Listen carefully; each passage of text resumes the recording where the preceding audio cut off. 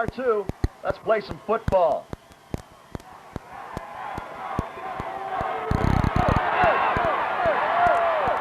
A low across the field squibber.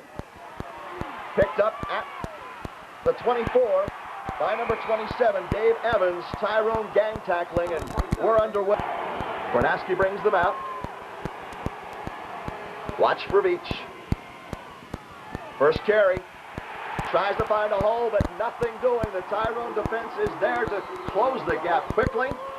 Coming up, let's take a look at the replay. Bonsell wrapping him up, getting some help. Tyrone's in the 52 defense there. Nothing doing with Veach. The 52 might work well today against this offense. Well, they've got an outstanding attack defense, and those two linebackers they have there are outstanding linebackers. You'll hear almost as if they're in the Mount Carmel huddle, knowing what play is going to be called. No gain action. So it'll bring up 3rd and 11 from just inside the Mount Carmel 30. Kornaski looking, pressure, dropped. There to make the tackle, Jason Brandt. He came in almost untouched, basically shut off the blocker and made the tackle. This is a very important series for Tyrone. This team is known, Mount Carmel is known for quick starts and big plays. Well, I think Mount Carmel is going to be looking for Marcus Owens, and the fact that Mark Warren is a big, strong inside runner, I think it was a good play for the opening play of the game. And there you see that interior line for Tyrone. Kelly, tell us a little bit about the backfield. Well, Matt Scher at wide receiver, Marcus Owens at tailback. He is, again, the featured back. Jared Anderson at quarterback. He can also scramble and runs very well. Mark Weiland will also see a lot of time with the ball. He scored both of their touchdowns against Aliquippa last week. And Andy Woomer is a tight end, has 8 catches, but 3 of them for touchdowns. All right, here's Owens. Big hole. He's going to midfield, looking for tacklers. Veach is knocked out of the way before Owens is finally dragged down out of bounds into Mount Carmel territory. And I'll tell you what, that Tyrone offensive line, give them credit. They're setting up shop well for Marcus Owens off the first carry of the game for him. 2nd and 12. Quick hitter. Owens dragging a tackler. 2nd and 9. They only give him a yard on the play. Receiver split wide to the left. Fake pitch, handoff up the middle. And nothing doing. That was Joe Costello, the 6', 200-pound fullback, quickly brought down by the Tyrone defense. Clock down now, under 4 minutes remaining in the first quarter. We're in a scoreless game. Backing up to take that Tyrone punt. And drop is The beginning of that Aliquippa game, but I think that gave them a lot of confidence. Kornaski with that gun, sending it to Evans, but quickly there, defensively, Brian Bonsell brings down Evans for a pickup of about 2 yards left in the first quarter. 3rd and 10, a loss of 2 on the play. Kornaski rolling, looking, pressured, dropped. Sainer in there again. Great play. Kornaski for a loss, and that's going to bring... All right, that's the end of the first quarter. You're watching the PIAA State High School Football Championships from Altoona right here on WTAJ. TV10 will be right back. Realize we are this close to the gold ball, baby. We are going to get it. The students and public turned out for today's Tyrone Pep Rally. And if you think this is loud, just wait until tomorrow when they pack them in at Mansion Park. The Eagles getting support everywhere they go. It's great to have the student body behind us, and everyone's going nuts. It's a good thing. Oh, it feels good. Just a pat on the back. I mean, it helps when you have the support like we have here, the pep rally like this. It makes you feel good. It gives you a little bit of extra energy. Meanwhile, welcome back to Mansion Park in Altoona, the state AA championship game. Tyrone and Mount Carmel, 1 quarter's in the books. We're scoreless. Joining me, Kelly Goodman and Don Bailey. Hope you're enjoying it so far. Tyrone seems to, if you were judging it as you would a fight, I would give the round to Tyrone. But we've got 3 more rounds to go. On a 2nd and 8 carry, Mount Carmel comes out, picks up about 2. Power I formation. They're going to try to run the ball again. The pitch, the deep back, Veach using his blockers. Trapped, brought down quickly. What a great play. I'll tell you what, when you've got 3 blockers in front of you and you can come out and make the tackle in front of that many people, you're doing something. Give credit. There's Cliff McElwain. Great play by Cliff McElwain. Comes up, he forced on the corner, and he just made the play. The defensive signals for Tyrone as the Golden Eagles now find themselves trying to bend but not break. As Mount Carmel has another first down at the Tyrone 21-yard line. This is Mount Carmel's deepest penetration of the game. Fake handoff. Out. Beach. Quickly. Knocked down. That was a great play in the backfield for Tyrone. Matt Scher. Yeah, Matt Scher came up and hit him hard. And Matt Scher playing on the corner here does an outstanding job of forcing this play. Keeps the play inside of him. And here Matt Scher comes up and makes the tackle. Great play by Matt Scher. Hope you're enjoying it. Tyrone, Mount Carmel, right here on WTAJ TV 10. In motion goes Evans as he sets up to the left side. Kornaski looking for the end zone, but he's not going to find it. He's going to find the Tyrone defense. Jason Brandt there, along with Cliff McElwain to make the tackle. Tyrone's defense answering the call. It's going to bring up a 3rd and 20, Coach. That was almost a secondary sack. He had a lot of time to find somebody. There was great coverage in the secondary. He couldn't find anyone open. And, of course, the rush did eventually catch up with the quarterback. A loss of 10. Back to the 32. Receiver split to either side. Evans. Screen pass. Played very well there by Tyrone's defense. Series for the Tyrone defense. They do not want to go into halftime down by 2 touchdowns. That's exactly what happened against Aliquippa last week, and they were able to come back, but in a state championship game, that's an awful lot to count on. Line drive kick, mishandled. Back to the 35. For Mount Carmel, that's Pete Avellino, mishandling a line drive punt. Usually that works against the punting team, but in this case it worked in Tyrone's favor. Avellino mishandling the punt, as you see it on instant replay. He just didn't know how to come up and play it. Field, they mark it down at the Mount Carmel 48-yard line, 1st and 10, under a minute to play in the 2nd quarter. Kornaski getting some pressure. Brand is there, but Kornaski's going deep. Down there is Evans, but also down there for Tyrone is Marcus Owens, and the ball falls incomplete.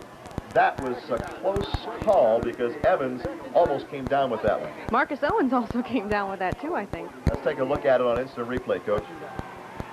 Well, you see here a great play here by Marcus Owens and Evans, and you know both players made a great attempt to make the catch on that football, and Marcus Owens made a little bit more of an attempt to knock the football out, and he was able to do that. Kelly. Community that loves the football team, and these kids have given an awful lot to love this year. And I think the team unity is there, and the community unity is also there. All right, 3rd and 10. Kornaski going over the top. Intended for Beach. Intercepted by Matt Scher. Breaks a tackle. Down the sidelines. Looking for blockers. Taken out of bounds by Higgins. What a great play by Matt Scher to come up with the interception. Not only come up with the interception, but as an offensive player, he knows what to do once he gets it. That's right. Run the other direction. Again, this is probably the last thing that Mount Carmel want to do is throw an interception and give Tyrone an opportunity to score here before the half. Matt Scher is in great position, catches the underthrown ball, and makes a good play of running with the football after intercepting it. Let's see where they mark down Tyrone as they take over possession with 27 seconds left. Inside the 30, they mark it at the 28. 1st and 10. Here come the Golden Eagles. Anderson looking deep, going down the sideline. Open is Owens. Touchdown, Tyrone! Talk about emotion and momentum. Tyrone can capitalize on that every single time. What a great play by Tyrone to come back with the interception. First play, you take advantage of the momentum, and you go to the end zone, Coach. Okay, you will see that Marcus Owens lines up as a slot back out here, comes all the way across the field, makes a big play, and he's wide open, a great throw into the end zone. Great catch again by Marcus Owens. This is a great play for Tyrone. This could change the entire momentum swing of this game. What a huge play to go into the locker room with. You come out for the second half, you figure it's 0-0. Tyrone, I would assume, would just play it safe and go for the extra point here. I think they just pulled a Mount Carmel on the Tornadoes themselves. Using the big play against them.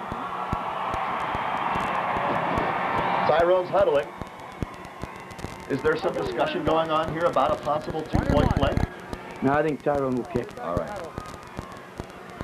You got another half to play. Don't put yourself in a hole. You've got to use this momentum to go into the locker room. You come out, you kick the extra point. That's what Luke Friday's going to do. He, of course, was an integral part in last week's win over Aliquippa, kicking the game-winning point on Tyrone's second touchdown. Lines it up, boots it. No good. Oh, my. Tough break for Luke Friday and the Tyrone Golden Eagles wide right. So Tyrone, despite the big play, will go to the locker room trailing 7-6, 21 seconds left in the second quarter. Coach, at this point, special teams, we can only say it so many times, but when it comes up, it's an obvious point that you have to talk about. Well, right now, Mount Carmel has gotten off a big break by Tyrone missing the extra point, but I don't feel that 7-6 is going to win this football game. I think Tyrone's still going to score some more points, and Mount Carmel's going to have to score some more if they want to win. All right, let's take the formation. He's got 4 wide receivers out. Let's see what he does from the 47 of Mount Carmel. Kornaski, lots of time, steps up, guns it, deep, spiral, knocked down nicely. Now that's what you like to see a secondary player do. Don't try to pick it off, just knock it down. Great play, Matt. All right, we're going to the halftime locker room. Mount Carmel leading the state AA championship game over Tyrone by a score of 7-6. We'll be back in just a couple of minutes. You're watching the TIAA State High School Football Championships on WTAJ TV 10. Right here for Mount Carmel. If they can make the stop here, the momentum may swing back.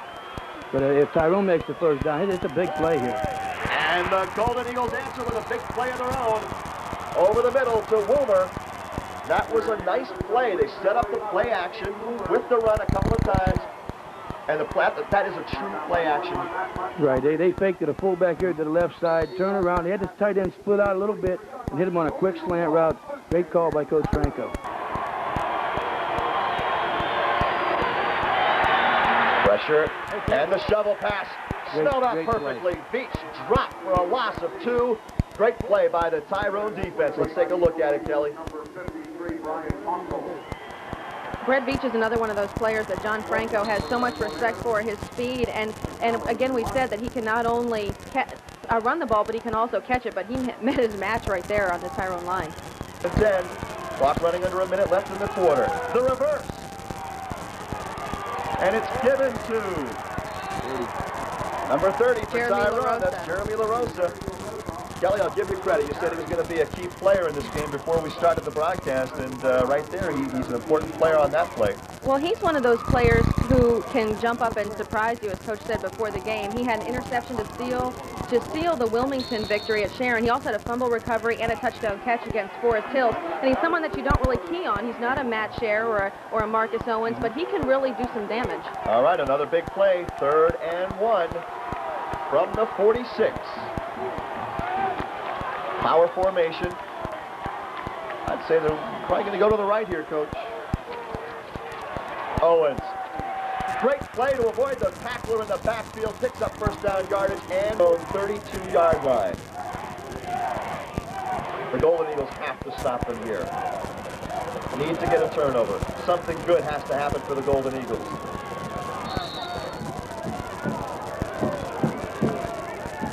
When do timeouts become a factor here, Coach, as they continue to pick up yardage? Okay, right after we see this replay here, we see a quick fullback trap here, and Tyrone just fills the gap. Does a great job here. The defense, Tyrone is certainly not going to get great field position, even if they make the stop here. And we got to keep in mind that Tyrone has to score twice. Out of the shotgun. Looking over the middle, now looking to his left. Kornaski throws, intercepted. That's the play that Tyrone needed. Scher tackled from behind. No, he breaks the tackle, gets out to midfield, and that is a huge break. Man, somebody get a head coach over there from Mount Carmel that doesn't get greedy and just keep Tyrone in this ball game. That is unbelievable. Well, he gambled there, and he went for the 5 yards with the pass for the first down. And again, Matt Scherer's in the right place, makes a big play. Seems like it's deja vu at the end of the first half here. Puts Tyrone back into the football game with excellent field position. Kelly, coaches aren't going to second-guess coaches, but we can.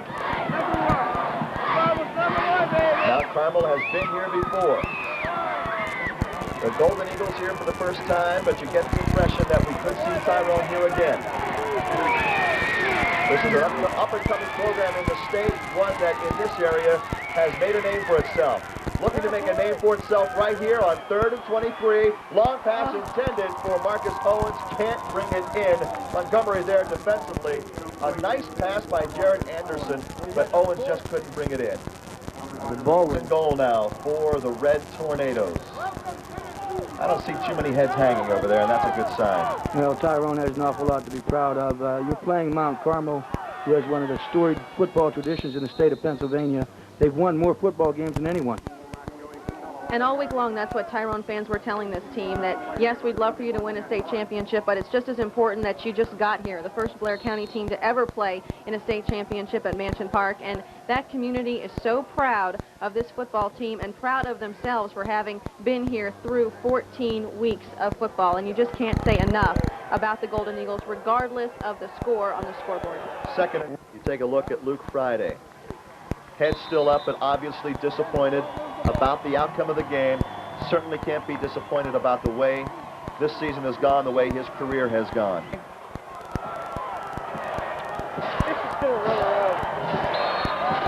And you can hear the Red Tornado faithful count it down. And that's your ball game. Mount Carmel wins the state AA football championship with a convincing 25-6 victory over the Tyrone Golden Eagles. Congratulations to both teams. Thank you, Golden Eagles, for bringing us this far. It's been a tremendous story. We'd love to do it again. So bring us back again, if you will.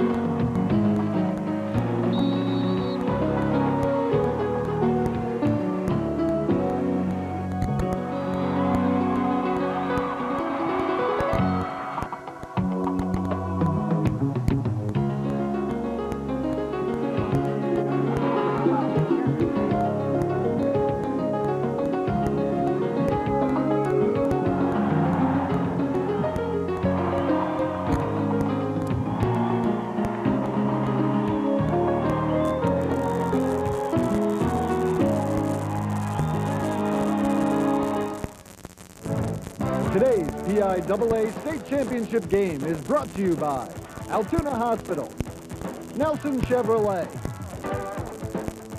Hello and welcome to PIAA State High School Football Championship action Tyrone style. Jim Gregory here with Forest Hills head coach Don Bailey and Kelly Goodman to bring you the play-by-play, the color, and the X's and O's. We've got it all covered for you as Tyrone, undefeated on the season, takes on undefeated Mount Carmel for the AA State Football Championship. We're excited to bring it to you. We're glad you're tuning in to roll those VCRs and get all the game action that you're probably going to want to save for a lot of years. But first of all, let's talk a little bit about the X's and O's of Tyrone and Mount Carmel. Don is a perfect person to have as the X's and O's guy because you played both teams in the last few years. You played Tyrone just a couple of weeks ago for the district championship. You played Mount Carmel in '94 for the AA State championship.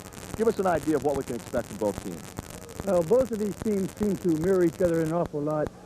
They play an excellent running game. They have an outstanding passing game, and they both play outstanding defense. They're very mirror images of each other, and probably the deciding factor today will be whether or not the team that makes the fewest mistakes will win or lose, and the team that capitalizes on those mistakes.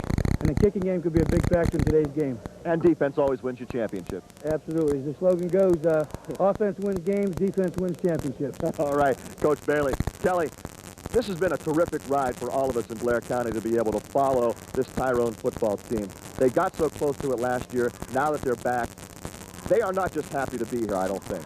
No, they are absolutely thrilled to be here. In fact, one Tyrone fan described this season as 13 weeks of Christmas to me earlier today because they are 13-0. It's the best season Tyrone has ever had. They came so close to the state final last year and lost, and this year they're here, the first Blair County team to ever be here. They are ready for a big game.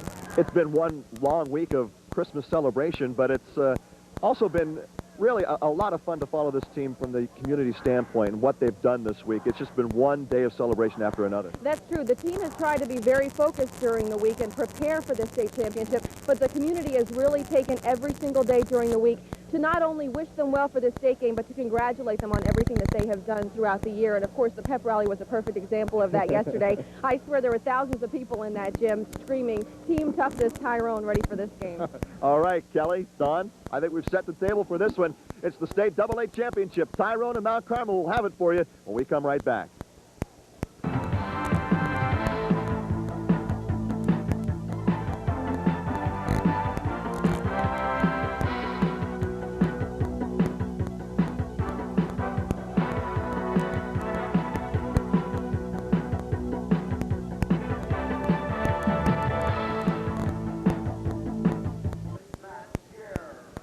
From the off-season weight training to the two-a-days in August, this is what these football players have worked towards. A Class AA championship for the state of Pennsylvania as the Tyrone Golden Eagles will be the visiting team today. Mount Carmel, the Red Tornadoes, the home team.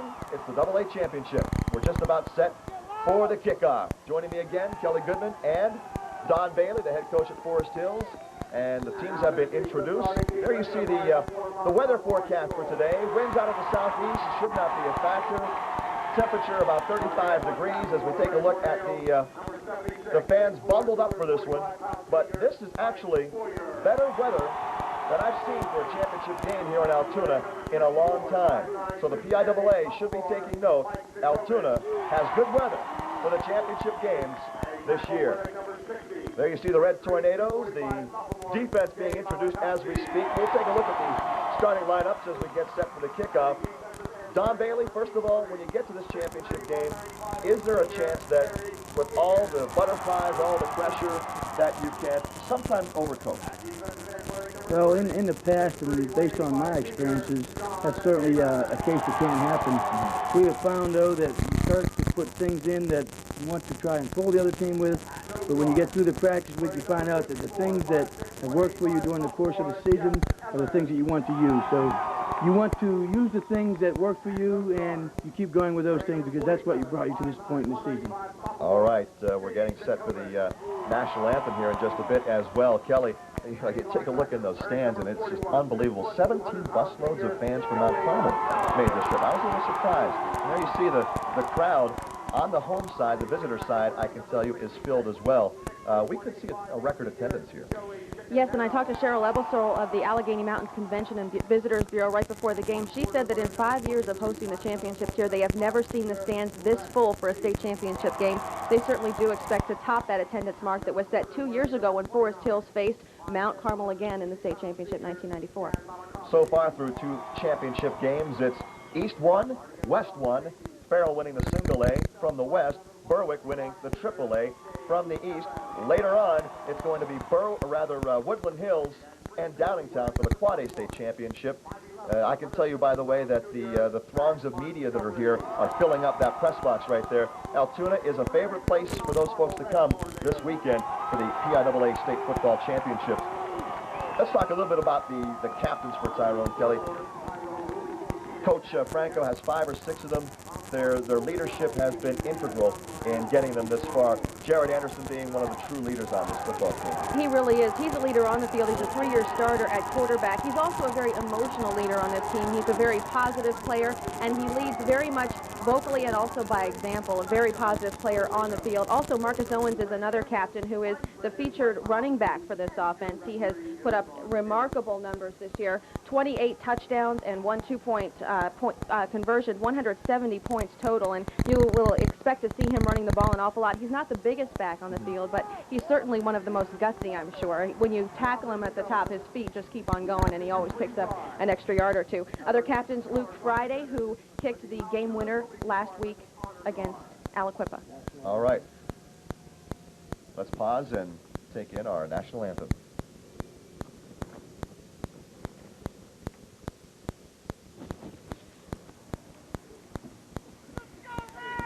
And now, ladies and gentlemen, we ask you remain standing for the singing of the Star-Spangled Banner to be sung today by the Billwood Annis High School Women's Ensemble. Ladies and gentlemen, our national anthem. Oh, say, can you see by the dawn's early light what so proudly we hailed at the twilight's last gleaming, whose broad stripes and bright stars through the perilous fight o'er the ramparts we watched were so gallantly streaming, and the rockets right well, the bumpers singing air, gave proof through the night that our flag was still there. Oh, say does that star-spangled banner yet wave o'er the land of the free and the home of I can tell they've been singing that song just a few times in their career. It sounds great, ladies. Congratulations on a great performance. Excuse me, now let's look forward to a great performance from the Tyrone Golden Eagles. Kelly, just the rest of the captains for the Golden Eagles. Right, there's three more captains we want to talk about. John Sainer is a member of both the offensive and defensive line. Head coach John Franco says that's where games are won and lost, in the trenches, and he is certainly a monumental factor there. Also, Craig Starr, who is not on the field today. He injured a knee in the game against Wilmington, and last week the team dedicated their win against Aliquippa to him, and I know that he is on the mind of his teammates today. The Mount Carmel captains, Dave Evans, Mike Boyer, two of those captains out there, along with Brett Beach, a guy whose name you're going to hear quite a bit today, and Joe Costello. Speaking of Beach, Don Bailey, this is a guy that you had a chance to play against back in '94. What kind of a factor was he then? Well, I remember him very vividly as he took the first play from scrimmage and ran 55 yards with it. He's an outstanding running back, from what I understand. He's being recruited heavily by Division I schools, with Notre Dame included in those schools. Notre Dame is interested in a AA player. That's fairly uncommon. Well, it's uncommon, but the major schools, when they see an outstanding football player and it's a blue chipper, they find him, whether it's a AA school, single A school, or quad A school. All right, even the referees get a huddle. Hands in. If they come out yelling, "Let's go," and they do, that's we're going to have a great ball game. In fact, the fact that Pennsylvania uses 7 officials for the championship game is a little unusual. All right, winning the toss, they will Kelly set the offense for us. Well, there you're taking a look at the offense. Gary Dunn, Mike Sinkovich, John Elf, Mike Boyer. One of the main things that John Franco said he has to worry about with this offense is their speed. They have 2 kids each, and also Dave Evans, who run a 4.4 legit in high school, and he's almost unheard of. But compared to Aliquippa last week, he says they'll take speed over size any day. And, of course, Vic Kornaski is a guy whose name you're going to hear quite a bit. Don Bailey, he's one of the biggest kids out there at quarterback, probably bigger than some of the offensive linemen in front of him. He has a gun. Watch him in pregame warm-ups. He has an outstanding arm. He can throw the quick outs, the long outs. He can also throw the ball deep. He has good size and should be able to drop back in the pocket and have a good game today. Kelly, there's the defense. Cliff McElwain, Matt DeArmit, Ken Parks, John Sainer, and Jason Brandt. Sainer, again, one of the senior captains and a leader on that defensive line. Scott Bonsell, Jeremy LaRosa, who is certainly a threat in the defensive backfield. Brian Bonsell, Matt Scher, Jared Anderson, also doubling as quarterback, and, of course, Marcus Owens. All right, we're ready. Hope you are, too. Let's play some football.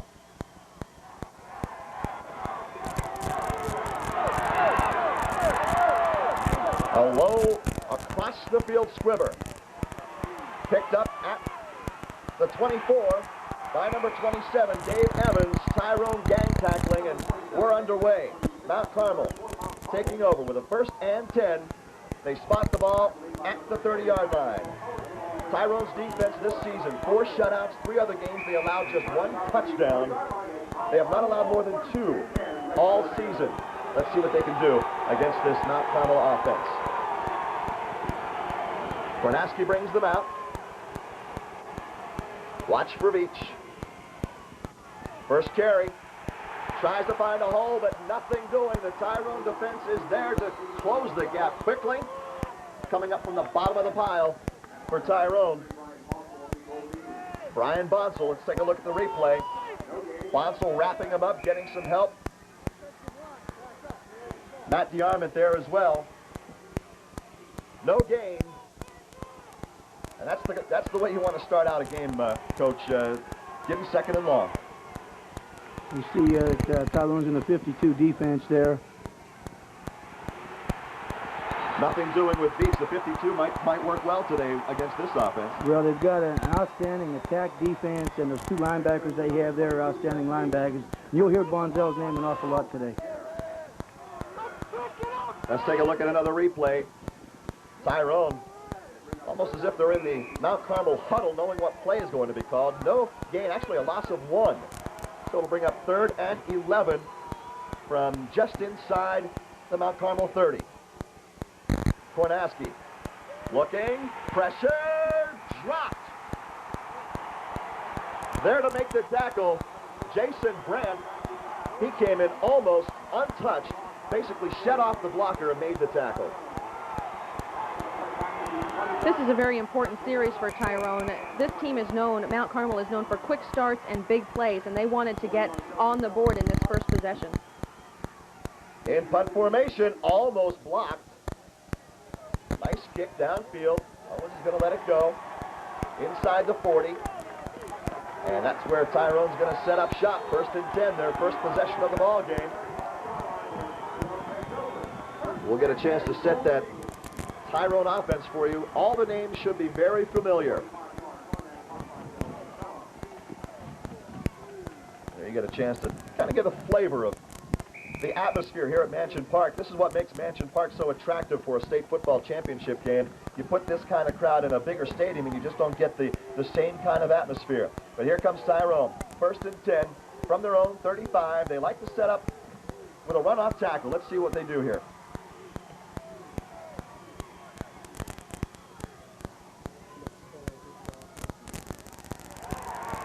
A quick hitter. A quick hitter for Mark Weiland. Coach, a little surprised in this. They wouldn't go to Owens. I think they want to try and establish Weiland first. Well, I think Mount Carmel is going to be looking for Marcus Owens, and the fact that Mark Weiland is a big, strong inside runner, I think it was a good play for the opening play of the game. And there you see that interior line for Tyrone. Kelly, tell us a little bit about the backfield. Well, Matt Sherr at wide receiver, Marcus Owens at tailback. He is again the featured back. Jared Anderson at quarterback. He can also scramble and runs very well. Mark Weiland will also see a lot of time with the ball. He scored both of their touchdowns against Aliquippa last week. And Andy Woomer is a tight end, has 8 catches, but 3 of them for touchdowns. All right, here's Owens. Big hole. He's going to midfield, looking for tacklers. Veach is knocked out of the way before Owens is finally dragged down out of bounds into Mount Carmel territory. And I'll tell you what, that Tyrone offensive line, give them credit. They're setting up shop well for Marcus Owens off the first carry of the game for him. Jim, one thing that Marcus Owens does so very well, he runs to daylight. You will see the play started out as a power play to the left side. You saw the hole open up to the right side. He broke it back, and it was a big gainer for Marcus Owens. A pickup of about 17 yards on the play. There you see the Mount Carmel defense quickly. We'll hear more about them as the game progresses. 1st and 10 from the Mount Carmel 40. Fake handoff into the middle. Owens, he's going to be taken down for a loss. Mount Carmel smelled that one out quickly, Kelly. Yes, they did, but Marcus Owens is the kind of player who will come back and come back. Last week he took such a beating against Aliquippa. A couple times he had to sit out for downs because he was taken off the field with minor injuries. But that is a kid who doesn't give up. He will come right back. The only thing we can tell you about that Mount Carmel defense is the secondary for Mount Carmel is extremely fast. The folks they have in the backfield will not allow any deep passes, and once you get to the outside, look for them to come up and make some of the tackles, although Marcus Owens showed that he can certainly pick up some yardage on his first carry. All right, a loss of just about 2, 2nd and 12. Quick hitter, Owens, dragging a tackler. Nice pickup. Yeah, I think you would have seen a little bit different there on offense. He had 2 tight ends and 2 wideouts, and Marcus Owens was the lone back in the backfield. They ran a quick fullback trap to Marcus Owens. All right, that's a pickup of about 6 yards on the play. It's going to bring up 3rd and 6. But the battle of field position right now is being won by Tyrone. That is key at the beginning of the ball game. Anderson, his first attempt. Short pass. Drop intended for Andy Wilmer, the tight end. Not a well-thrown ball, thrown at his feet. That's going to bring up a 4th and 6. Well, probably at this point, I would think John Franco's going to punt the football, being on around the 37-yard line. But it could be four down territory also. What would you do here, Coach? I'd probably punt. All right, I think that's what he's going to do. Take a look at Rick Hatch, the defensive coordinator. He's got 8 layers on top, shorts on the bottom. It's tradition. I'll tell you what, though, we're not good at second guessing, because here's Tyrone going for it on 4th and 6. Across the middle. Almost caught and dropped. While in there, the intended receiver, Anderson's pass in his hands, couldn't quite grab it. Would have been enough for the first, but that's going to bring a change of possession. Off-balance throw, Coach. I think, though, this gives you an idea of what kind of confidence John Franco has in his defense. He felt from that point in the field his defense could stop Mount Carmel, and he felt it was a good enough time to take the challenge and go for the touchdown with a first down. All right, change of possession brings out Mount Carmel with a 1st and 10 from their own 35. Beach the deep back. Takes the handoff over the right side, breaks a tackle, breaks another tackle, gets out close to midfield, out to the Red Tornadoes' 45-yard line. They'll mark it closer to the 46. Let's take a look at the replay.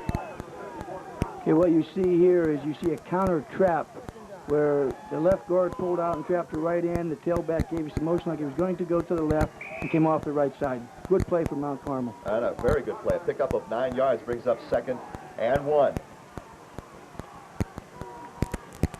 3 backs in the backfield. And the pickup, I don't know. That'll be a close measurement. They give him his forward progress. It could be just a tip of the football over the first down marker. They're going to call a timeout for a measurement. Beach into the line and dropped. There to make the tackle. Brian Bonsell, as you said, Coach, we're going to hear his name quite a bit. These Bonsell guys, Kelly, they are just gutsy players. You know, when John Franco talks about guts, he's talking about those guys almost at the top of the list. And really, the entire defensive line, they just take it upon themselves every single week to stop whoever they're playing. They really shoulder an awful lot of the responsibility. You know, I always thought I had 20/20 vision, but I didn't know it was that good. It's an actual tip of the football past the first down marker. So that'll bring up a 1st and 10 for Mount Carmel, their first down pickup of the game. Watch, coaches, Rick Hatch told us at the beginning of the game to possibly see them go to a 4-3 if Mount Carmel's able to do something on the ground. But let's see what they do here. From the 46. They're lined up in a 4-3. They're in the 4-3. All right. The pitch goes to Beach, left side. Quickly brought down by that right side of the Tyrone defense. Looks like a pickup of about 2 yards. Going to bring up 2nd and 8. I'm going to take a close look at that. That might have been a 52 with the 2 tackles that go down the inside. Again, all right. Good pursuit defense. A lot of Tyrone people around the football. All right, that brings up 2nd and 9. They only give him a yard on the play. Receiver split wide to the left. Fake pitch, handoff up the middle. And nothing doing. That was Joe Costello, the 6', 200-pound fullback, quickly brought down by the Tyrone defense. Tried to run a quick trap there, but there just wasn't much there to run. And again, Tyrone defense filled the gaps, and you see Bonsell again coming up. It doesn't seem like Mount Carmel likes to go just with the quick hitters. They like to try and fool a defense a little bit, try and use some misdirection, some sleight of hand. Yeah, but I think John Franco is ready for that. In fact, he and Whitey Williams are good friends. And I talked to Whitey Williams yesterday, and he said he wishes John all the best, but he sure hopes he beats him today. All right, 3rd and 8. Takes the handoff. Watch for the screen. Beach is open, but the pressure was just too much for Kanaski. Hands in his face. Great fundamentals by that front 4 for Tyrone, the front 5. Those guys getting up there, putting their hands up, knowing that it was going to be a screen. They caused the disruption, Coach. Again, that was a 4-3 defense by Tyrone. It was a passing situation. The defense again came in, good execution by the defense, and it created a 4th throw by the quarterback from Mount Carmel. A little surprised that they would go to the air okay, I'm sorry, I think that was 2nd down. That was 3rd down and 8. That brings up 4th and 8. There's no question Mount Carmel at this point has to punt. From their own 47. Again, Tyrone getting good pressure on the punter. Taken at the 17-yard line for Tyrone. Owens. Jamal Owens, the sophomore. Cousin of Marcus Owens. We've got the family tree, the family That's right. lineage down pat. All right, Tyrone with his 2nd possession. Let's take a look at the replay here. Jamal trying to use his blockers to pick up some yardage. Not a bad pickup for a punt there. Well, what you may see here, Jim, was both snaps now by Mount Carmel are sort of floated back. I think later on in the game, you may be seeing Tyrone trying to block a punt. And that punter has taken quite a few steps to get that ball up. He's not a 1- or 2-step punter. That's almost a 3-stepper. That's correct. All right, from the 26 of Tyrone, 1st and 10. Owens trying to find some room. Picks up about 2. Marcus is very good at waiting for his blockers. He's a patient runner. Well, that was a power sweep. Marcus was waiting for something to develop. There wasn't anything outside. He cut back in. He'll pick up 2 or 3 yards. They only give him 1. I say we give him 2. We'll call it 2nd and 8. I'm calling the plays. It's 2nd and 8. All right? Okay, Woomer goes out. The tight end for Tyrone. Here come the Golden Eagles. Weiland. Could be a good time for some play action pass, and they like to go to number 12 on the play action. Here's the option. Tough pitch. Owens handles it. Tries to pick up a couple of yards. Breaks a couple of tackles. Finally brought down just inside the 30. They'll mark it at about the 28. But that was a dicey pitch there. It wasn't exactly a clean pitch, but a good job on the part of Owens to make the catch. Well, they tried to run a weak side lead option here. You see him at 20 leading it out there, Mark Weiland. And Mount Carmel does an outstanding job of playing the option here. A lot of people getting to the football, and they stopped that play for a short gain. Eric Higgins there on the stop brings up 3rd and 9 from the 28. We're now calling it 3rd and 8. Here's the draw. Owens trying to find some room. The initial play, I think, was to call it up the middle. Nothing was there. He had to break it to the outside, but Mount Carmel was there. Kelly, it's going to bring up a 4th down, and Tyrone's got a punt on this one. Yeah, I think they'll definitely punt in this situation. Marcus is a very smart runner in this sense. When he sees that a route is not open, he stops and he goes in another direction. Unfortunately, couldn't pick up the 1st down in that situation. All right, they give him about 3 yards on the carry, but it's certainly not enough for any sort of 1st down opportunity. 4th and 5, and Tyrone's going to boot it away. So far, it's been a defensive struggle. Clock down now under 4 minutes remaining in the 1st quarter. We're in a scoreless game. Backing up to take that Tyrone punt and drop is Dave Evans. Good pursuit on the part of the Tyrone special teams. You know, special teams in a game like this can be the difference. Whenever you get into a championship game, a lot of times they are decided by the special teams and kicking game. And the team that does the very best of that today has a great possibility of winning. And so far, you know, Kelly, I have not noticed either team showing any sort of signs of butterflies at this point. It's just been a defensive struggle. No, and I think Tyrone is coming out much more poised than they did against Aliquippa last week. They really seemed to be very tentative at the beginning of that Aliquippa game, but I think that gave them a lot of confidence. Kornaski with that gun, sending it to Evans, but quickly there, defensively, Brian Bonsell brings down Evans for a pickup of about 2 yards. We'll call it 2nd and 8. Number two. Bonsell looking to the sideline to get the defensive signals. He's pretty much the voice of that defense, Kelly. Yes, he is. And, you know, before every game, Tyrone sits down and they go through the 3 T's of this team, particularly on defense. They are team, toughness, Tyrone. It's a chant you'll hear before every game and after every victory. So you've heard it at least 13 times this year. Kornaski hands it to Veach, the deep back, but he's dropped for a loss. They may have given him yardage back to the line of scrimmage, but some great defense there. Tyrone doing a great job of getting pressure in the backfield. John Stainer with the tackle. Take a look at the replay. Okay, there you see a very similar play of much like Tyrone had run. They tried to run the draw play. They got the similar results that Tyrone had gotten. Both teams are playing great defense thus far. All right, the black and orange Waving proudly so far as we approach 2.5 minutes left in the first quarter. 3rd and 10, a loss of 2 on the play. Kornaski rolling, looking, pressured, dropped. Sainer in there again. Great play. Kornaski for a loss, and that's going to bring up another punting situation. Here's the replay. Okay, here you see some waggle boot action here. When the guard pulled out, he left that spot vacant, and you see number 62 coming in there and making the tackle. A loss of 11 on the play. And again now, Kelly, Tyrone has a chance to take over the battle of field position. That's true, and I think it's very important in the first half of this game for Tyrone to continue to gain confidence against this Mount Carmel team. The last 3 games that they've played, they've been considered the underdog, and I think that the more that they are able to pull off plays like that, the better off they're going to be as this game progresses. And a terrible punt. I'll tell you, you talk about special teams. There's an example of it right there. That punt couldn't have gone more than 20 yards. It's down at the Mount Carmel, looks like about the 39-yard line, so Tyrone's going to set up shop with some excellent field position. And I'll tell you what, the way their defense is playing right now, if they can put some points on the board, it could be enough. 1:48 left in the first quarter. Tyrone now taking over possession. 1st and 10 with a chance with this field position to get something on the board. Check it. They're at the 34. Anderson looking over the Red Tornadoes defense. Looks like he might be making a little change there, Coach. Then a pro left side. Looks like he changed the play and ran an audible here at the line of scrimmage. Owens picking up 5. Okay, ran to the weak side. Marcus Owens following the lead block of Mark Weiland, picked up 5 yards on the play.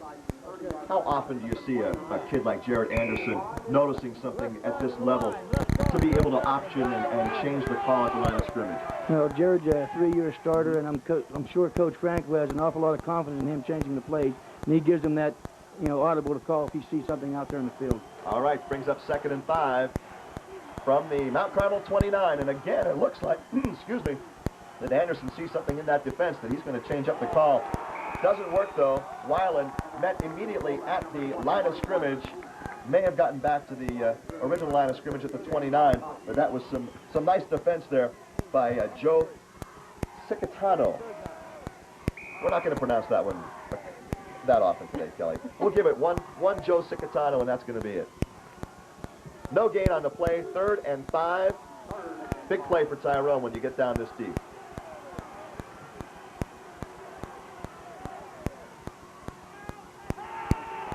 Anderson, pressure, looking, guns it, intercepted by Dave Evans. He's immediately brought down, but the coverage was there. The pass intended for Weiland, but Evans picks it off.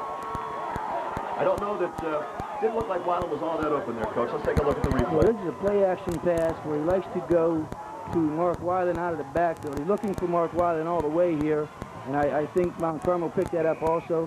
Well, actually, the pass is for number 11.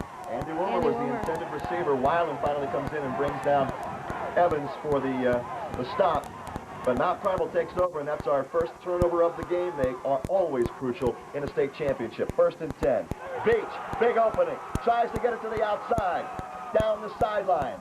Breaks a tackle, finally taken out of bounds. And for Mount Carmel, that's their first big play of the game, using the momentum of the turnover. Let's take a look at it. Okay, again, is the counter dive with a trap out on the end. Outstanding running here by Veach. Breaks it to the outside. Tyrone does contain him, though, before he breaks the long run. Tackle out there by Marcus Owens. Those are the 2 quickest kids on the Mount Carmel team, Dave Evans with the interception and then Brett Veach. You give Brett Veach some room, and there's not very many people on that field who can outrun him. Pickup of about 20. Handoff to the first back. That would be the fullback. That's Joe Costello picking up some tough yards through the left side of the Tyrone defense. So it looks like they're going to give him about 2, brings up 2nd and 8.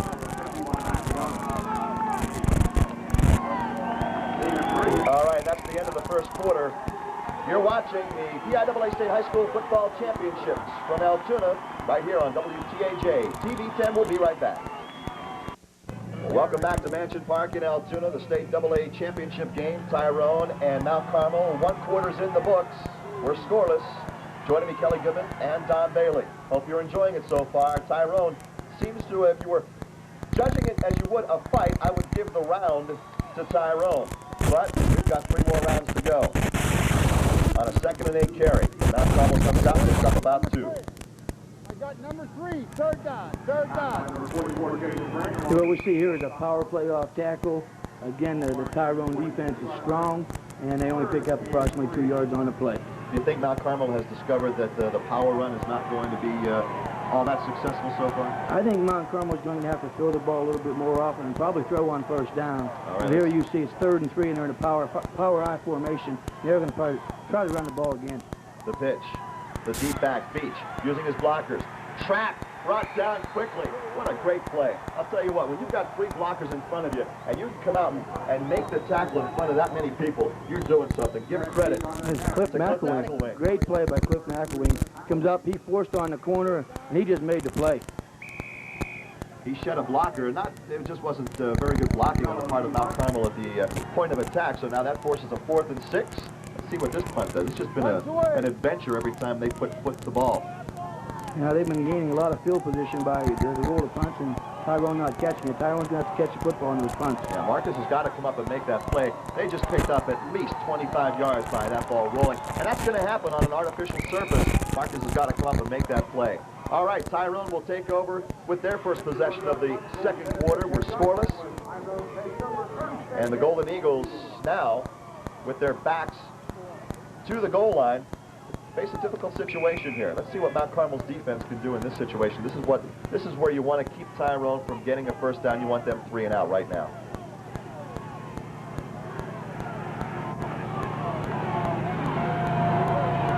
Out of the eye.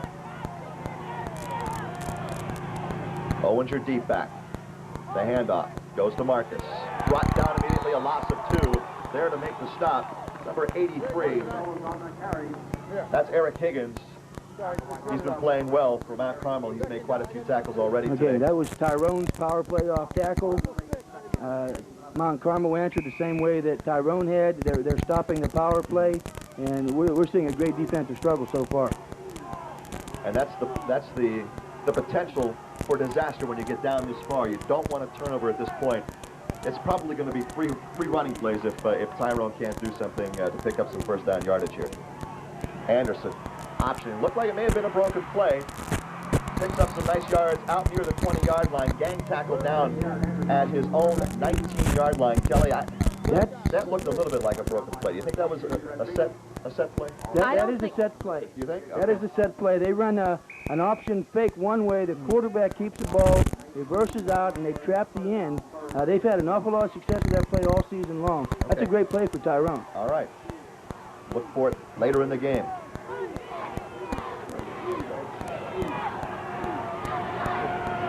That's going to bring up a 3rd and 1. Kelly, what do you do? Run it or throw it? I think I'd have to throw it.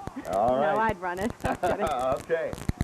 And that's Owens up over the 20-yard line. It'll be interesting to see where they mark that. It looks like they've got it just about almost to the 21-yard line, which would be enough for a first down. Crucial pickup for Tyrone, Kelly.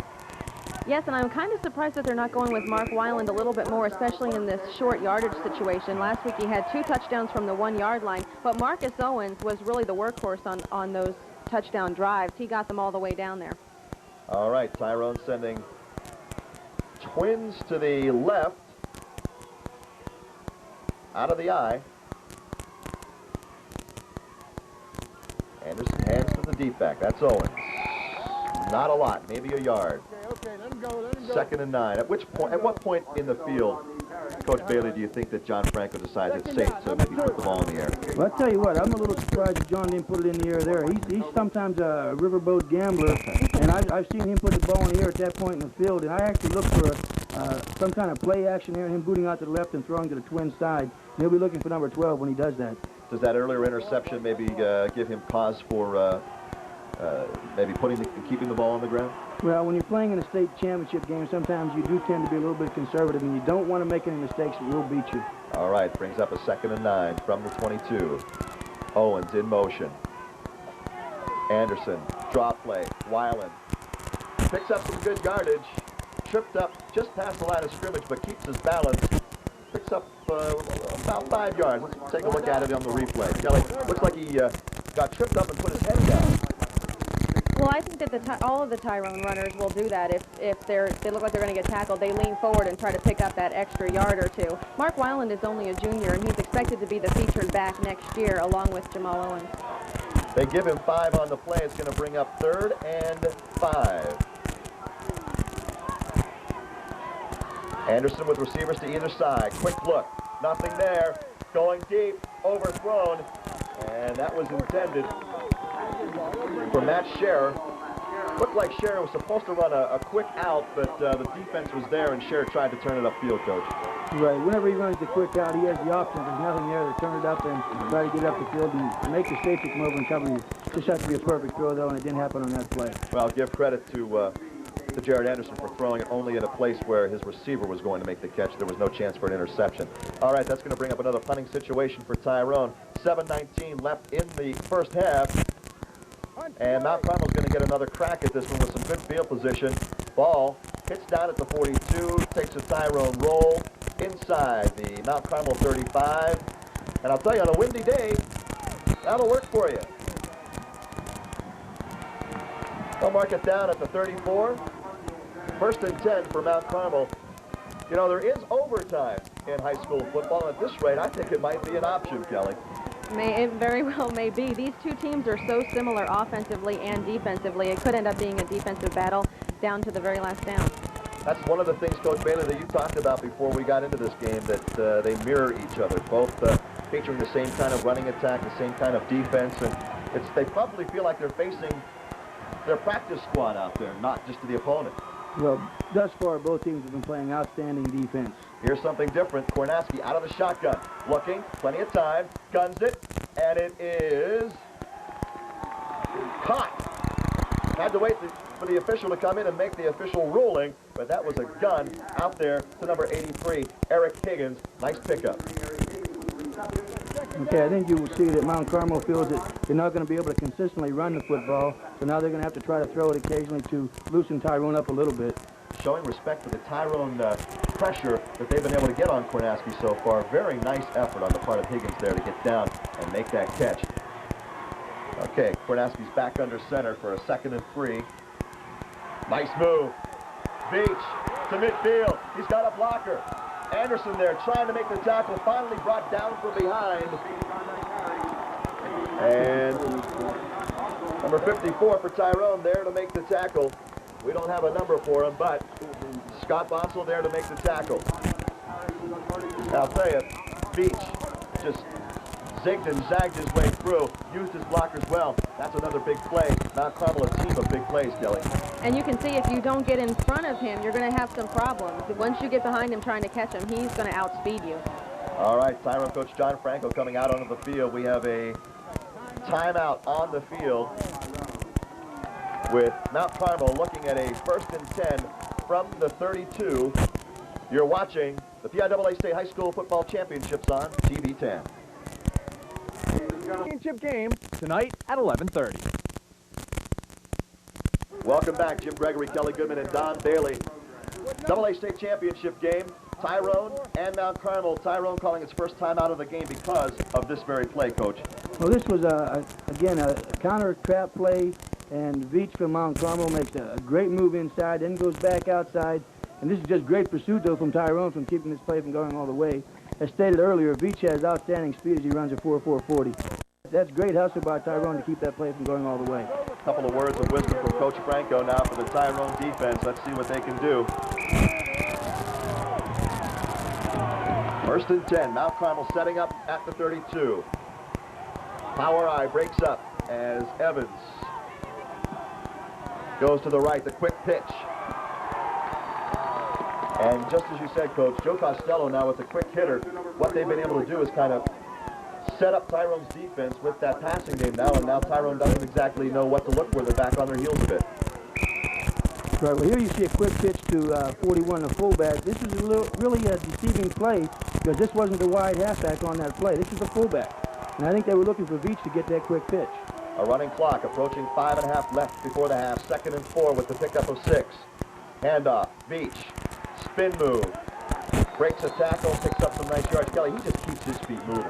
He is, and he is a very quick back. Again, one of the quickest on the field. And Tyrone is doing a pretty good job containing him and not letting him break away for those big plays that Mount Carmel has been so successful with. It'll only take a couple of big plays on either side. Mount Carmel with one just a couple of minutes ago, setting them up with some good field position now. But this could come down to a game of one, maybe two big plays, but it's going to have to be one that gets you all the way to the end zone. That pickup enough to bring on the sticks for a measurement. We should also mention that Brett Beach is not only an outstanding runner, he's also very capable of catching the ball. Had a 65-yard touchdown last week in the Eastern Final, so he is one of those masters of the big play. Rick Hatch calling the defensive signals for Tyrone as the Golden Eagles now find themselves trying to bend but not break, as Mount Carmel has another first down at the Tyrone 21-yard line. This is Mount Carmel's deepest penetration of the game. Fake handoff. Out. Beach. Quickly. Knocked down. That was a great play in the backfield for Tyrone. Matt Scher. Yeah, Matt Scher came up and hit him hard. Yeah, Matt Scher playing on the corner here does an outstanding job of forcing this play. Keeps the play inside of him. And here Matt Scher comes up and makes the tackle. Great play by Matt Scher. They're going to mark it as a loss of about a yard. Brings up 2nd and 11. Down to 4.5 left in the half. Hope you're enjoying it. Tyrone, Mount Carmel, right here on WTAJ TV 10. In motion goes Evans as he sets up to the left side. Kornaski looking for the end zone, but he's not going to find it. He's going to find the Tyrone defense. Jason Brandt there,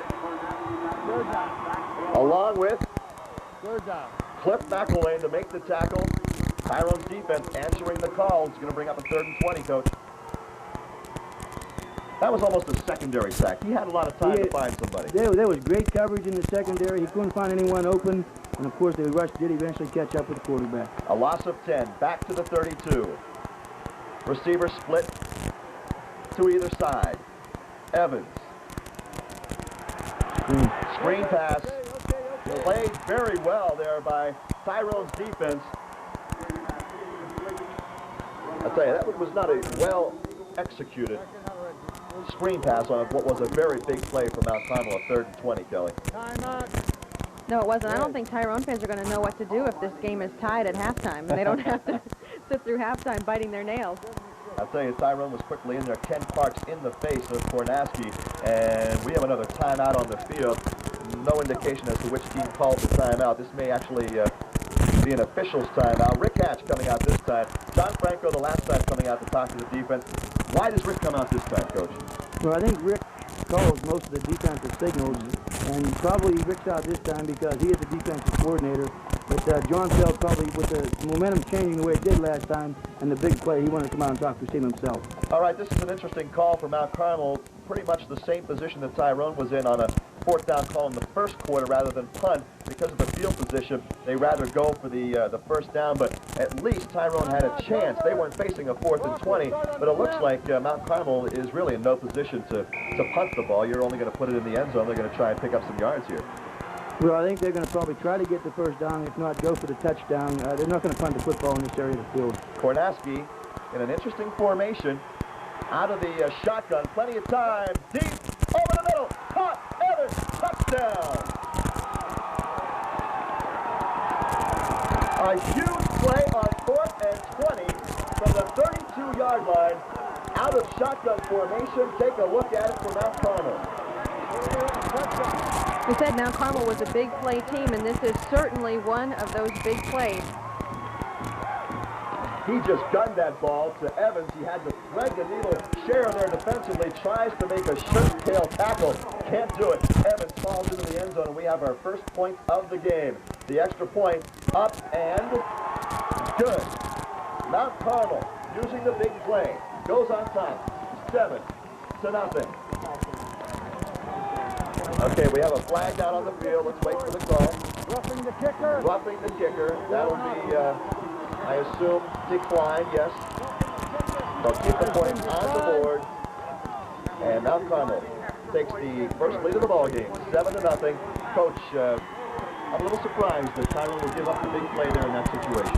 Well, what Mount Carmel has done, they took and ran the safety off and brought the wide receiver in behind the safety. As you saw there, number 27 is going to, you see the safety clearing out. Now, he's got 27 coming in behind there, right there. And the safety's late getting over there. You see the safety coming over there now. And that was a great call by Coach Williams to Mount Carmel. You see an example also then of Mount Carmel's ability to be so balanced offensively that they have Beach when they want to run the football, but when they want to throw it, Kornaski's thrown for over 2,000 yards this season. Both 2 Evans and 2 Beach. All right, you see the time remaining in the first half. Tyrone doesn't want to go to the locker room with this kind of momentum going against them. We're going to mark this penalty off on the kickoff. I thought when it was declined that they would mark it off. It could be accepted, keep the points on the board, and then mark it off on the kickoff. So they'll take it out to, what, the 45 of Tyrone for the kickoff here? Yeah, 45-yard line. So that does not make things any easier for Tyrone falling behind. You give up the touchdown, and then you commit the roughing the kicker penalty on the extra point, and it makes things awful tough. I've always wondered as a coach, when you see a team with an opportunity to onside kick at this point, why you don't do it. Instead, you mostly see teams just boot it away and let your defense do the work. It depends on the confidence that you have in your defense. If you feel your defense can stop the other team anywhere in the field, the onside kick is a good call at this time. However, I think Mount Carmel will probably kick the ball to the end zone and hopefully stop Tyrone down here, maybe get another shot at getting some more points on the board. All right, try and pin Tyrone back. You definitely don't want to put it in the end zone at this point.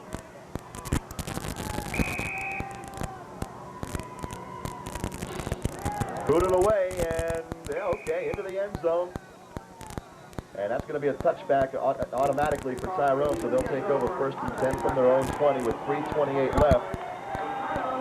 Tyrone needs a nice drive down the field, but they don't have a lot of time. They have a couple of timeouts left to work with, so let's see what they can do as they set up shop.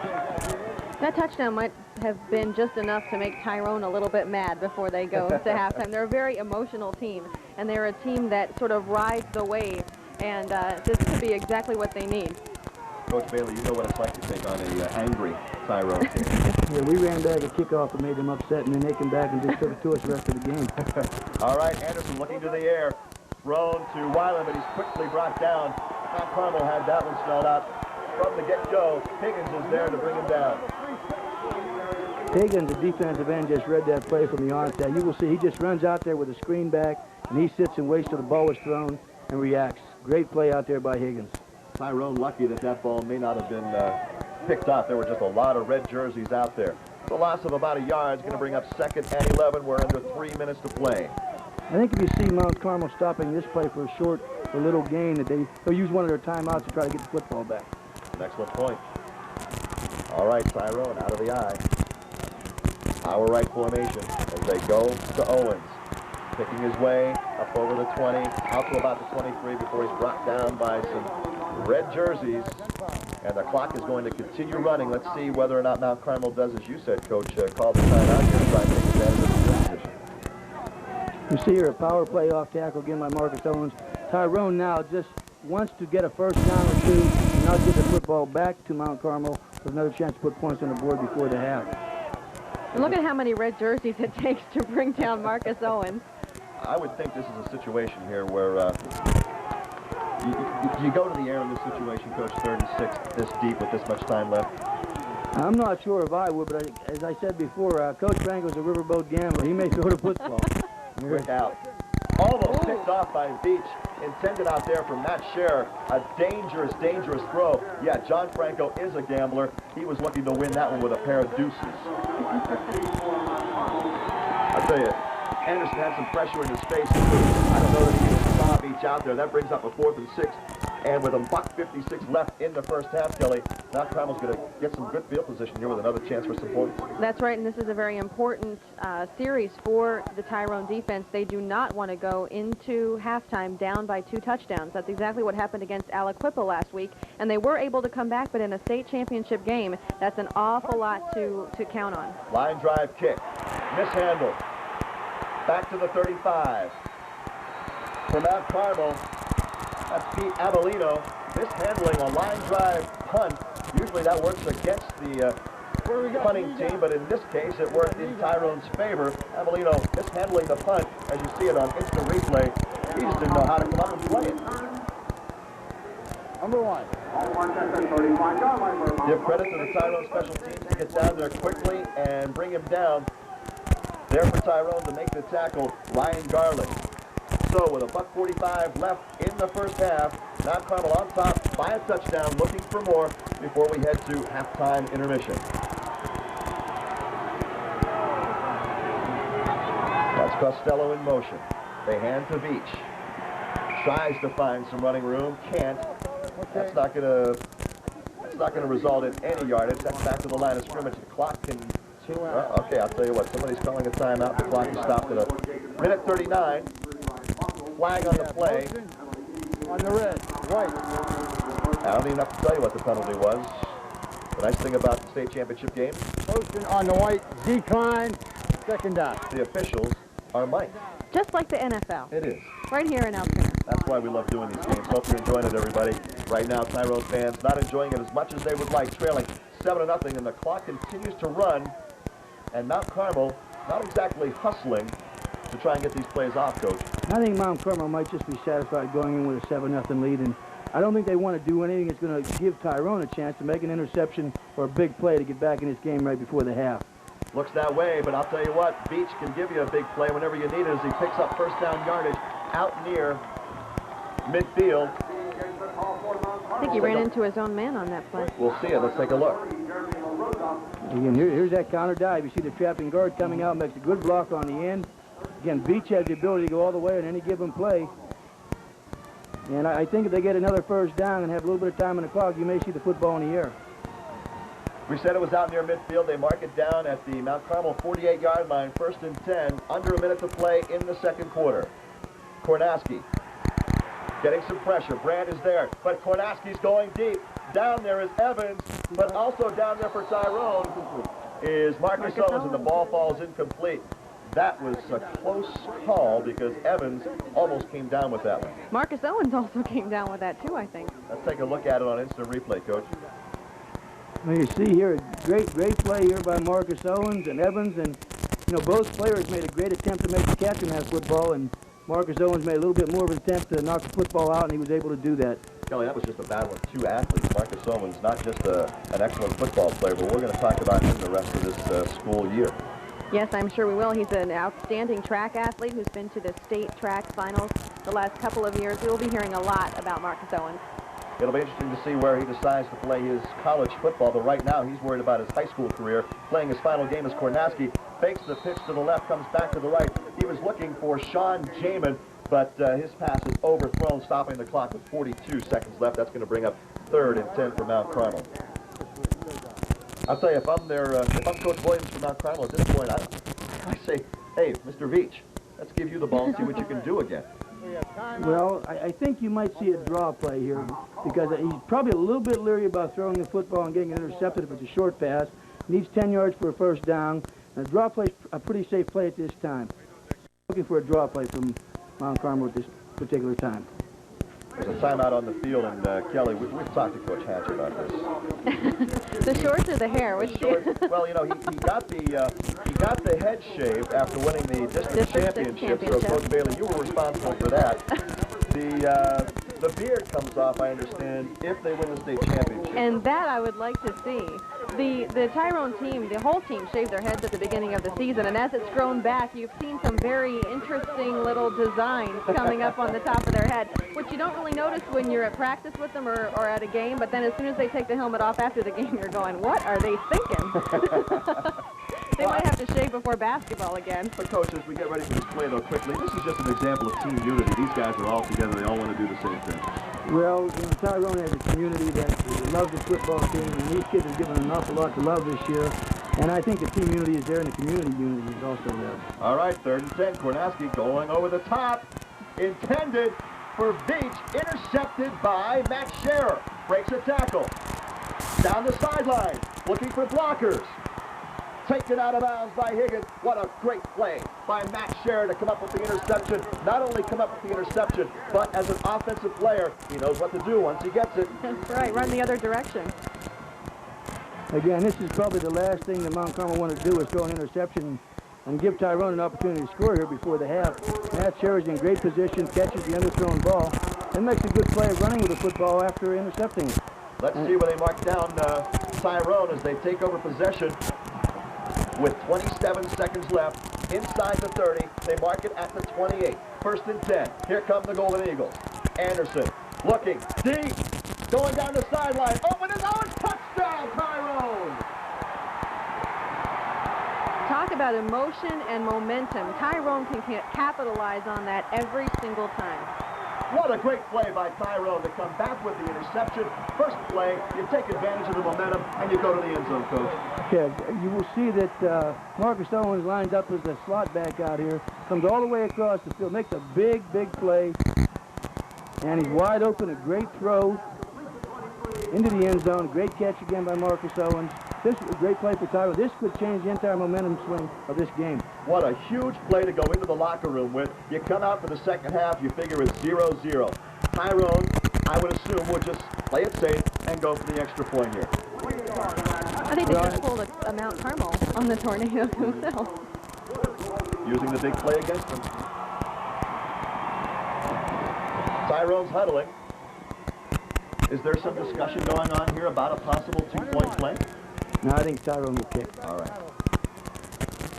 You got another half to play. Don't put yourself in a hole. You've got to use this momentum to go into the locker room. You come out, you kick the extra point. That's what Luke Friday's going to do.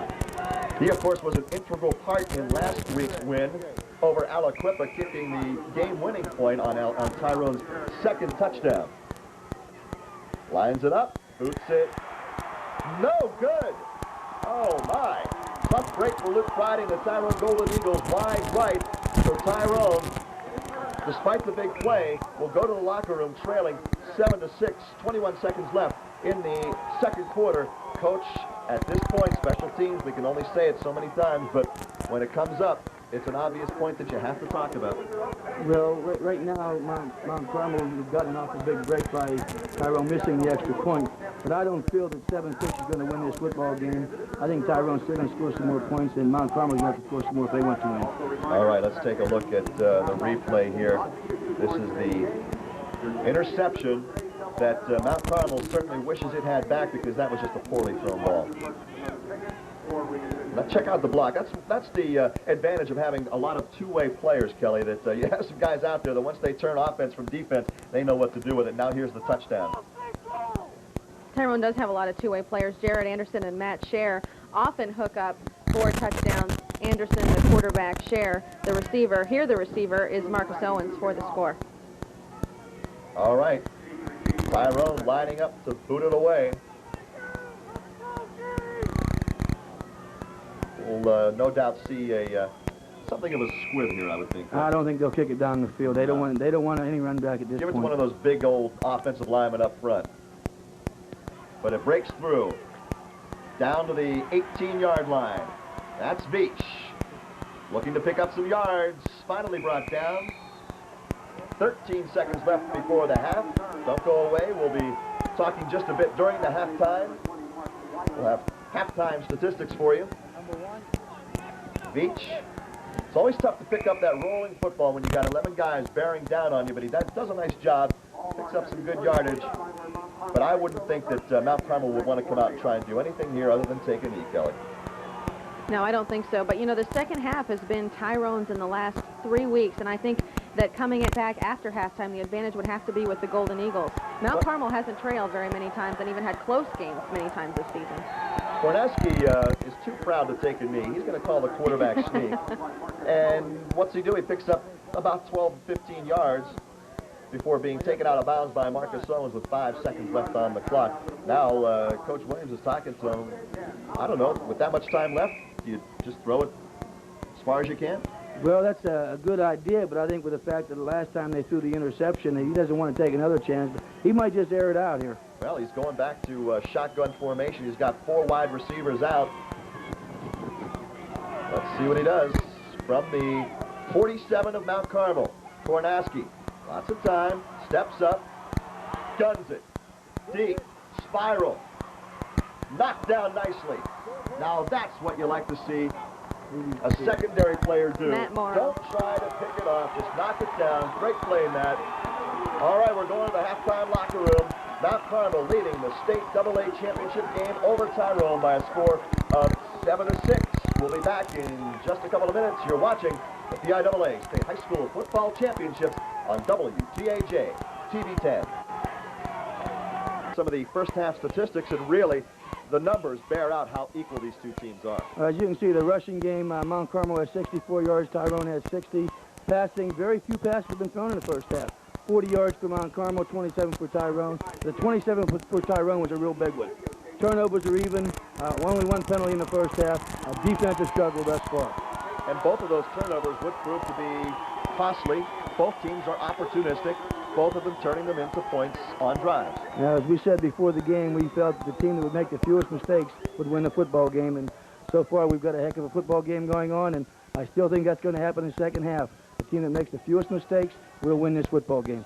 It's been the momentum to the locker room, comes out, keeps the momentum because they're going to get the football to open this third quarter. Deep kickoff at his own 11.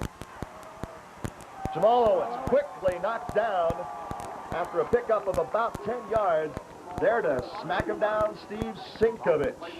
But what a back Jamal Owens is going to be. You can see so much of Marcus in him, the quickness and the speed. All he needs is a little bit more experience, and he's going to be something else as well.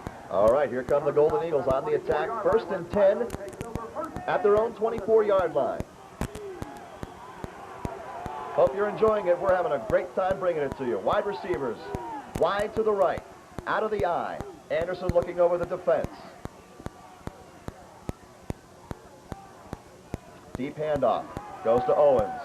Runs into his own blocker, spins off, picks up about 3 yards. Bring up a second down, Coach.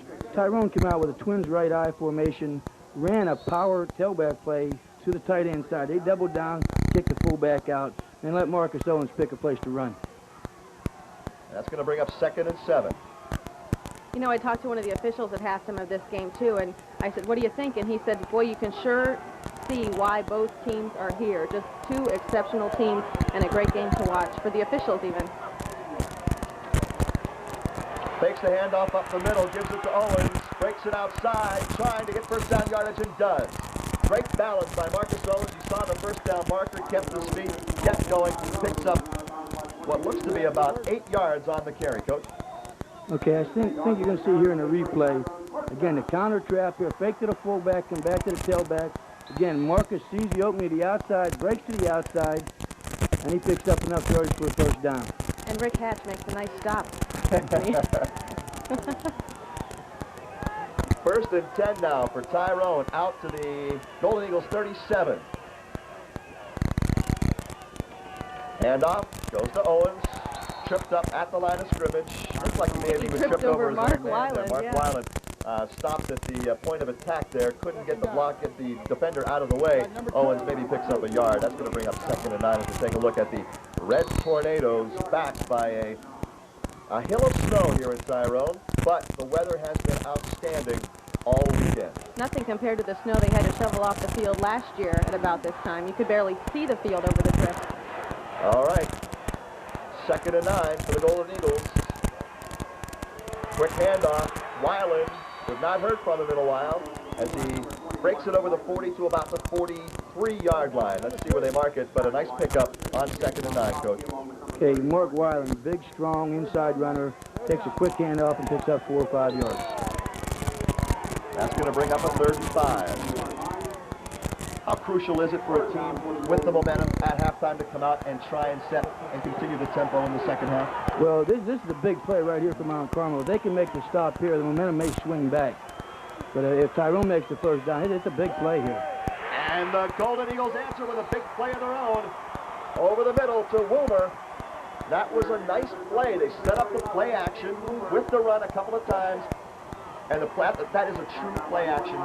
Right, they faked it a fullback here to the left side, turn around. They had the tight end split out a little bit and hit him on a quick slant route. Great call by Coach Franco. They that reminds me of a play Andy Rumer made in the Wilmington game on a game-winning drive, and he took the most monstrous hit I've ever seen in a high school game. He said he didn't even feel it. He was just holding on to the ball. All right, Tyrone with a big play now sets up shop in the Mount Carmel end of the field at the 43, 1st and 10. Owens tackled in the backfield for a loss of 2. Good penetration by the Red Tornadoes' interior line. And that play was really set up by Higgins. He gets in there, kind of disrupts the play and allows the other defenders to come in because Owens had to cut it outside. Right. The defensive end, he just took on the blocker there, and you see that the inside tackler made great penetration. It's just tough to play for a loss of 2 yards. 2nd and 12 now from the 45. 3 receivers in the pattern. Anderson looking deep. He's got a man down there, defended well, though. That was Scherer defensively there. I think Scherer's looking for a flag on that call. That was Max Montgomery down there defensively. I think you're right, Kelly, was looking for some sort of contact to be called. Let's take a look at it on instant replay. Yeah, this is a play Tyrone has had an awful lot of success with all season long. They have the play action going to the left, and they boot out to the right. And he's looking for Matt Scherer all the way for this play. Great coverage here by number 21. Yeah, he was looking at the ball the whole way. All right, we've got 3rd and 12 now from the 45. Let's see if, would a drop play work here, or are you going to the air? I think he's going to go to the air on this All one. right. Another big play for the Golden Eagles. Over the middle. Wobbly pass.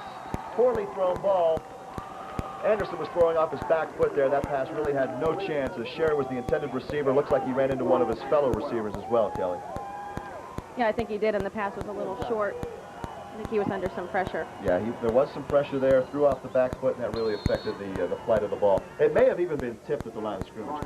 Yeah, it may have been. I think he was really looking for the back coming out of the backfield there, but they had 2 receivers pretty close to the same position there. All right, that puts Tyrone in a punting situation. From the Golden Eagles 45, a wobbler down to the 13. Beach. Excuse me, that is not Beach for Mount Carmel. That is Dan Malakowski. And we have a fumble. But we had a whistle before the fumble. They're going to mark it down.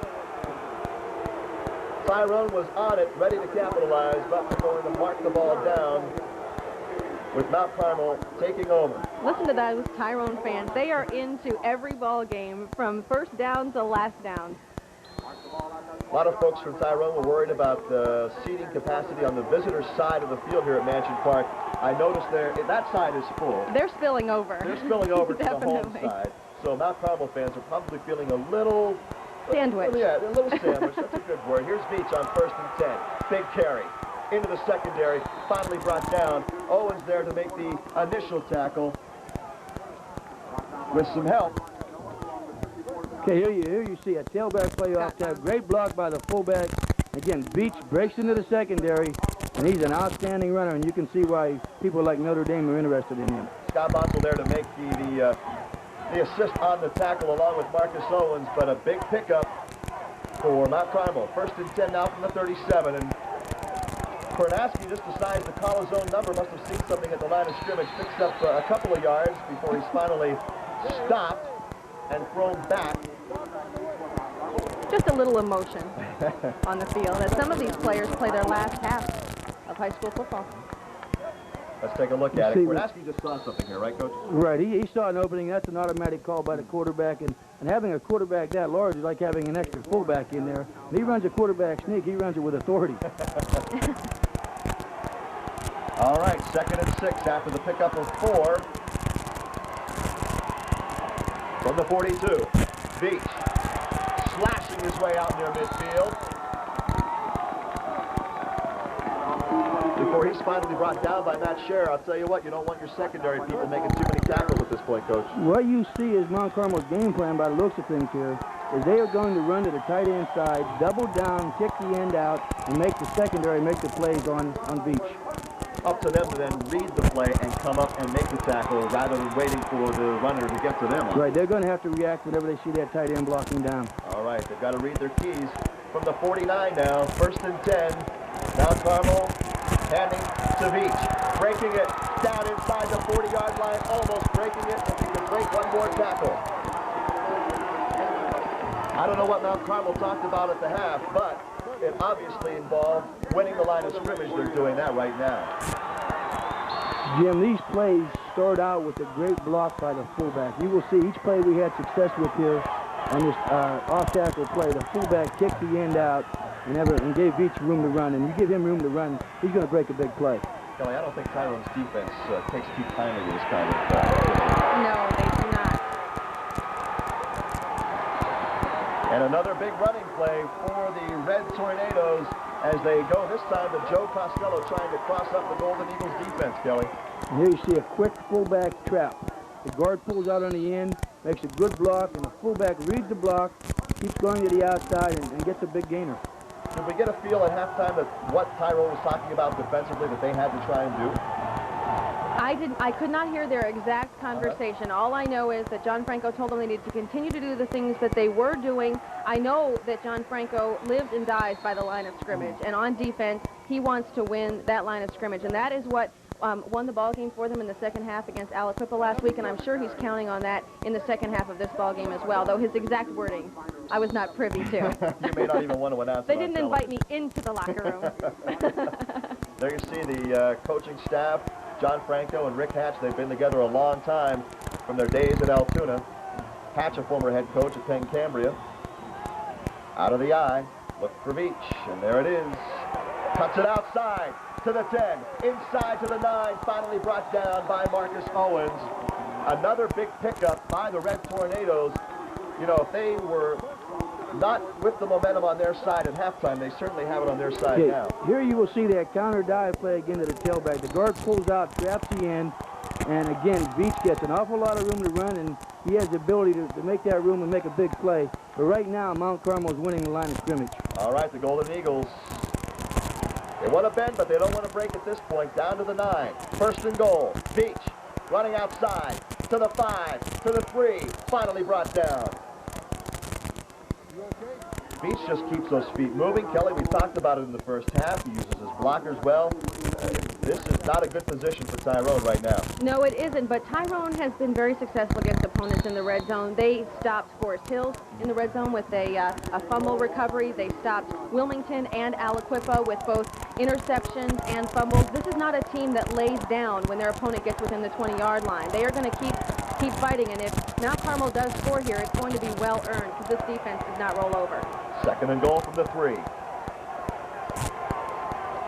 Beach cuts it back inside for the touchdown.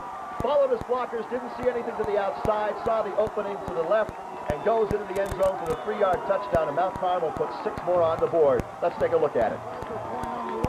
Again, here you see a power play here. Beach sees a little hole opening up to the left side, breaks it over there with great quickness, and scores the touchdown. 13-6, Mount Carmel with a chance to tack on the extra point.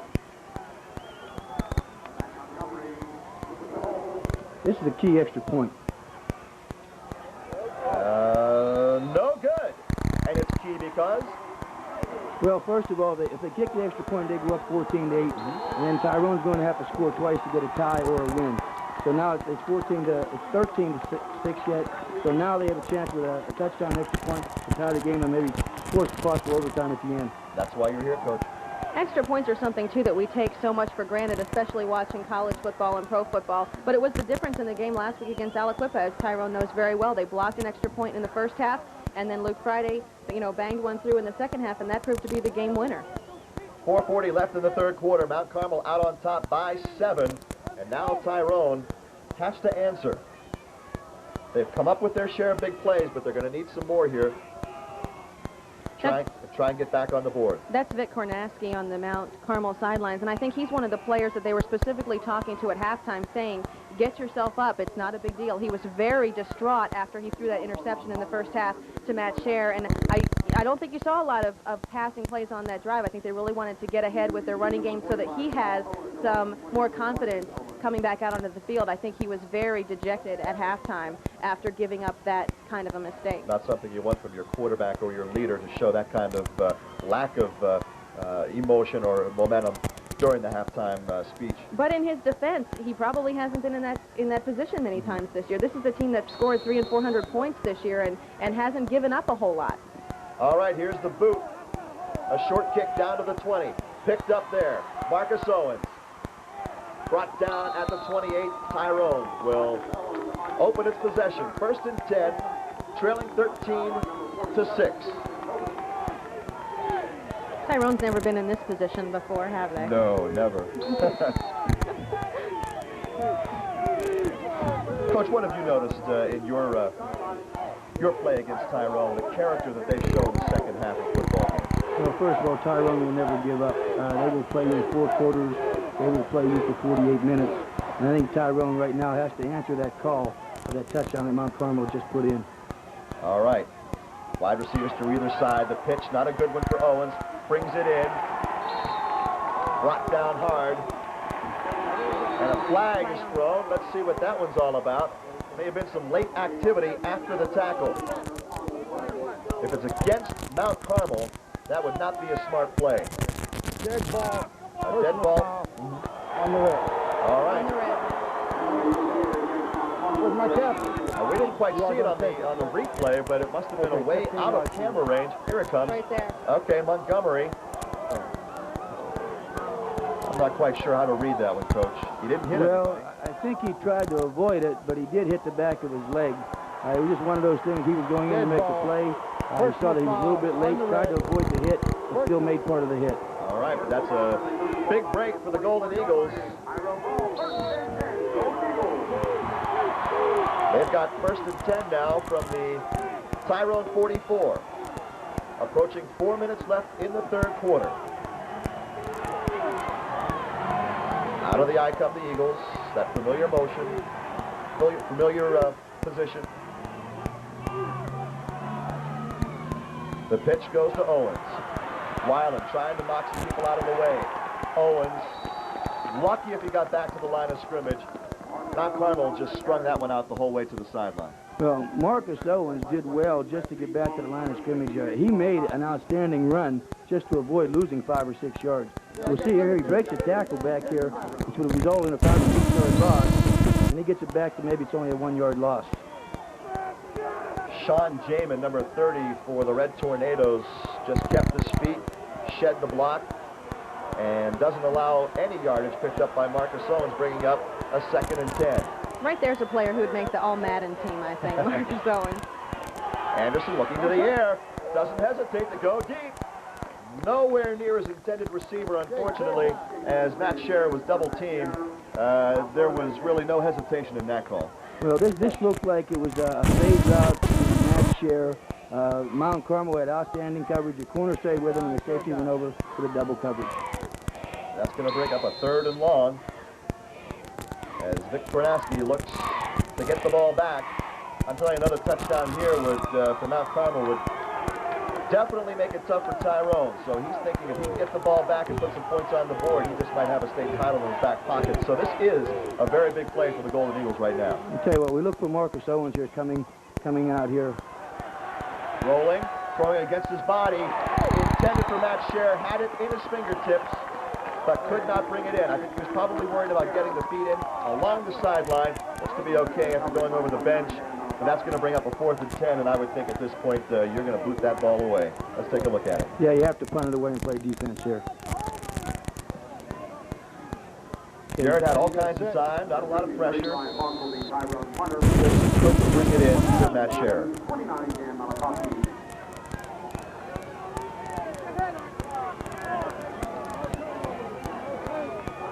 And now Carmel's going to get some decent field position out of this one.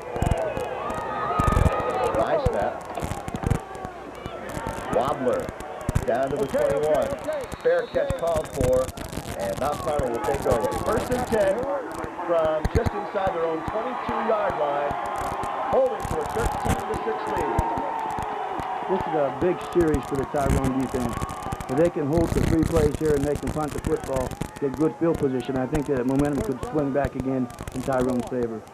Kelly, Tyrone has also forced a lot of turnovers this year. It would be nice to see them try and force one here. They forced 40 during the season, only giving up, that's a plus 25 on the ratio. That's right, and you have to remember that a lot of those players on defense also play on offense, so they have the skills. They know how to read wide receivers. They know how to read tailbacks, and I think that that helps them a lot. You watch Vic Kornaski on the sidelines watching their defense play. Jared Anderson is out there guarding a wide receiver. Beach holds on to it with both hands, picks up about 6 out to the 28. It's going to bring up a 2nd and 4. Okay, there's another play that started off to the right. He saw the opening and made the cut back, picked up 6 yards.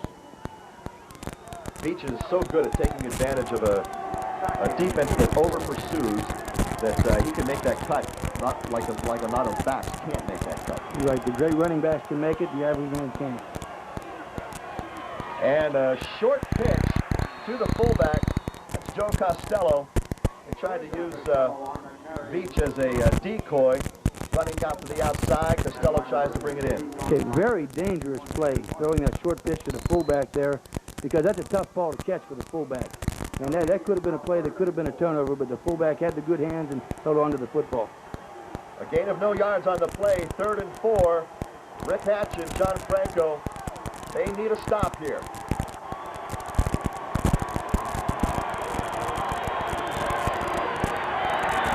Pressure, and the shovel pass, spelled out perfectly. Beach dropped for a loss of 2. Great play by the Tyrone defense. Let's take a look at it, Kelly. Brett Beach is another one of those players that John Franco has so much respect for, his speed, and again we said that he can not only run the ball, but he can also catch it, but he met his match right there on the Tyrone line.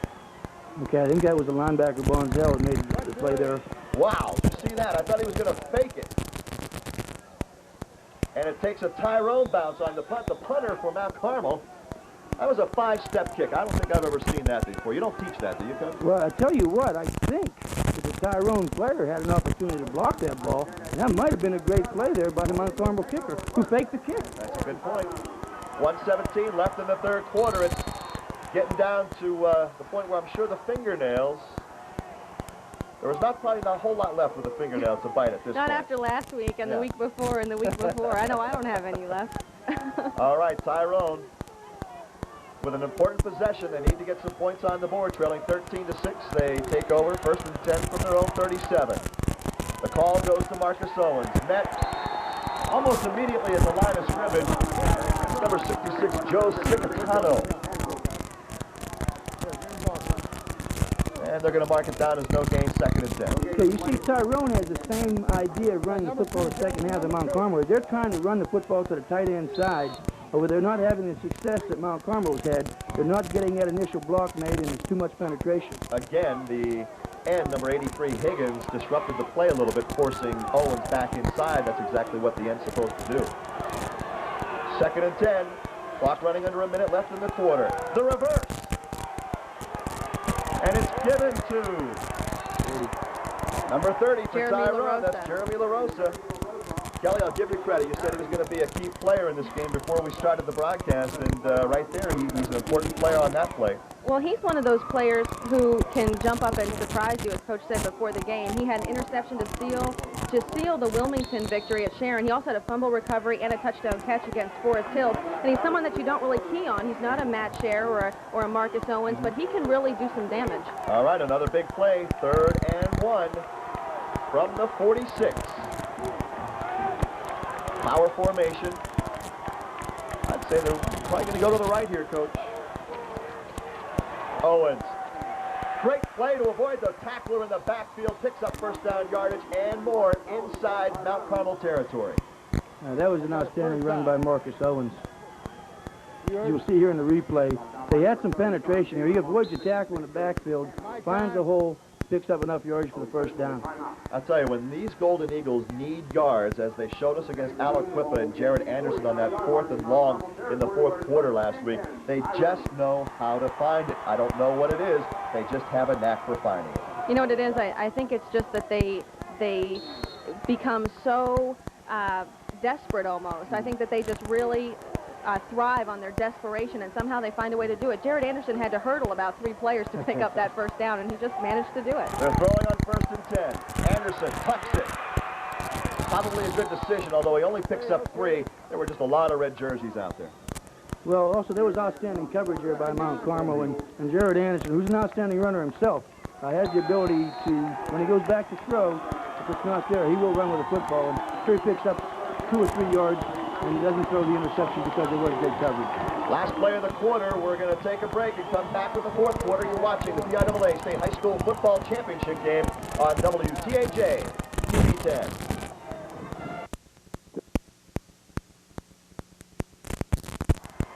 All right, we're down to 12 minutes of football for the State AA Championship. Mount Carmel holding to the 7-point lead over Tyrone. But the fourth quarter, as we've said before, and we've seen before, the Golden Eagles like to think they rule the roost in the fourth. That's true, and it's hard to believe that on a team that plays so many men both ways, that they just seem to add momentum, add energy. They don't get tired, and they save their best 12 minutes for last. After the game against Wilmington last week, or against Aliquippa last week, I heard one of the players in the huddle say, the fourth quarter is ours, and they really have that attitude that in this situation, they have the upper hand, even though they might not be on top on the scoreboard. All right, here we go. From the 47 of Mount Carmel. Anderson faking the pitch into the middle, plucks it, and rolls to his right to pick up, we'll give him 2 or 3 yards on the carry. We'll wait for the official to mark it down. He's going to bring up a 2nd and 8 for Tyrone. Okay, that was that quarterback option where he fakes to the fullback, fakes like he's going to run the option to the left, reverses out, and the left guard traps out on the right end. This time, however, Mount Carmel read the play and was there to make the play on defense. Golden Eagles now facing a 3rd and 6. From the Mount Carmel 45. Is this 4-down territory yet, Coach? No, I don't believe it is yet. All right. Not with this much time left. Not with this much time. Okay. That's Owens in motion. Anderson looking to the air. He has Owens open. Intercepted. Evans picking it off. He's got room. He's got blockers. He's got Green in front of him. He's got the end zone. Dave Evans with the touchdown. A miscommunication between Jared Anderson and Marcus Owens. Owens was open in the flat, turned his head. Anderson throws it. Evans is there to pick it off, and that is a huge play for Mount Carmel. Take a look at it. Okay, what you're going to see here is the cornerback, Evans, just sits, reads the play, and the ball is thrown right to him. He has nothing but green turf ahead of him. And with his outstanding speed, that no one from Tyrone is going to catch him. He's one of those players that run the 4-4, and it's just, once he gets open field, you're not going to catch him from behind. Turnovers played a key part in the first half, and that's certainly a huge key to this second half so far. After a scoreless, after one touchdown third quarter, Mount Carmel's on the board. The extra point is no good again, so at least Tyrone gets that break. They're now down 19-6. Mount Carmel fans with plenty to cheer about. Tyrone, they've had to come back before, but they have to be wondering, can we do it again? Here's another look at the return. Evans just was really, it was almost like the Steelers in the Super Bowl last year. That was an easy interception. And he's looking for Marcus Owens, but Marcus didn't turn around in time, and he was just sitting there, and it was thrown right to him. And again, with the outstanding speed he has, 4.4 speed in the 40, there wasn't anyone from Tyrone going to catch him. Not with that much open field. All right, Tyrone's offense will have to go to work quickly. 11:04 remaining in the ball game. They're down 2 touchdowns. But I don't think you're going to see any Tyrone fans leaving the stadium early the way that Tyrone has really been in the fourth quarter. They're still going to make a game out of this. Tyrone has a never-quit attitude, and they're still going to play the last 11 minutes and 4 seconds. And the game is not over until that final buzzer goes off, and Tyrone firmly believes that. It'd be nice to see a substantial return here to give Tyrone something to work with. From the 40, short, high kick. Jamal Owens looking for some blockers. Gets to the point of attack, taken down at the 27, ridden back to the 23. We'll wait to see where they set it up, but Tyrone, 1st and 10, under 11 minutes to play, still reeling from the interception and return for a touchdown. Jared Anderson now has to come right back out and try and make something happen. Can't let that play affect him. Well, Jared again now is in a position where they're going to have to put the ball up and get some points in a hurry. But they still can't basically try to go deep and get it all in one play. got to work their way up the field, still do what they do best, use the play action passes. And I think they have the ability to get back in this ball game yet. They put it down at the 27, whistle on the field, a flag, and Mount Carmel getting an indication that it's going to be against the Golden Eagles. And you know, when you see that happen, ball start a little bit, because we have not seen that penalty the entire game. This has been a penalty-free ball game. Well, probably someone on the offensive line moved their hand or something once they got set, because that's just a penalty that occurs sometimes. But you know, some of these kids from Tyrone are ready to get the play off, and they just move a little bit early. Panic is not a word, Kelly, that the Golden Eagles are familiar with. No, again, they're not a team that panics at the sight of 10 minutes and 57 seconds on the scoreboard. They've put together drives very efficiently. They've stopped teams very efficiently, and they're not worried by the clock. Pass intended over the middle for Woomer. We've got a flag, though. Looks like they're going to throw a pass interference penalty in there. There defensively for Mount Carmel is number 29. Let's take a look at the replay. That's Dan Malachowski. Pass interference. Under it. Incomplete pass. Okay, they try to get the ball up high to Andy Woomer, and Andy's hit from behind before the ball gets there. Looks like it's the contact of the arm down below around the waist that they were probably calling. Well, you just got to love instant replay. Automatic first down. It's certainly a lot easier to call the play after you've already seen it. Coaches, I bet you wish you had it all the time as a head coach. Well, maybe I wouldn't have made some of the bad calls I've made over the years. First and 10 now as the Golden Eagles get the automatic first. From the Golden Eagles 37. Three receivers going out to drop play. And buried is Weiland. Wow, that was not a well-executed drop play. Joe Cicatano was expecting it, brings him down immediately. Okay, here you see Tyrone has 4 wide receivers. They try to spread the defense out, but Cicatano from Mount Carmel, he didn't buy that. He was right in the backfield and made the play. They call it a loss of 5, second and 15 now. From the 32.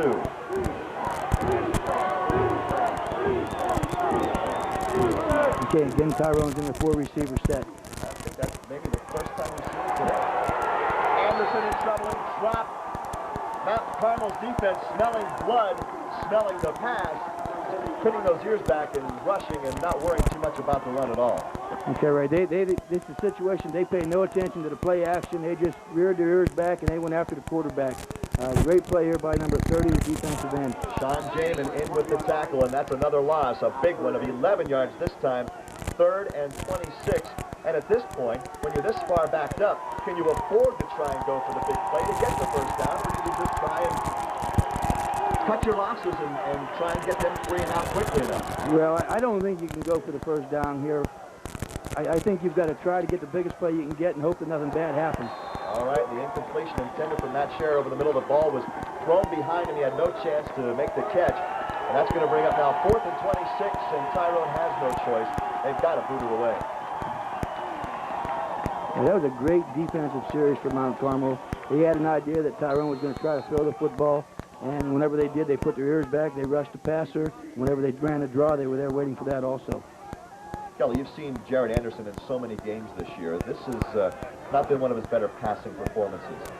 No, but, you know, a lot of times Jared Anderson, you know, he threw an interception into the end zone against Aliquippa last week, and he came back with a lot of poise, and he engineered the game-winning drive. You know, he's not a player that gets rattled or gets down. You know, I think he accepts that he's not perfect, that he's going to make a mistake now and then, but he doesn't let that get him down, and you're not going to see Jared Anderson, you know, running from that kind of a mistake. He's going to come back and play tough in the last 9-19 in this ball game. All right, well, they're going to need him on defense now, and Tyrone's defense has to force the 3 and out because Mount Carmel's taking over with excellent field position inside Tyrone territory.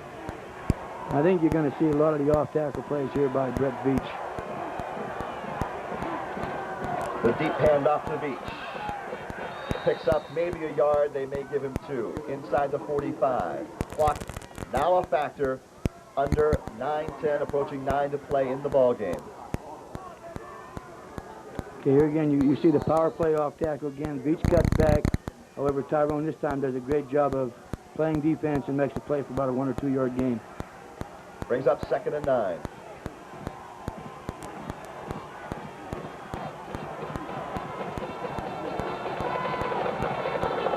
The inside handoff goes to Evans. Breaks a tackle.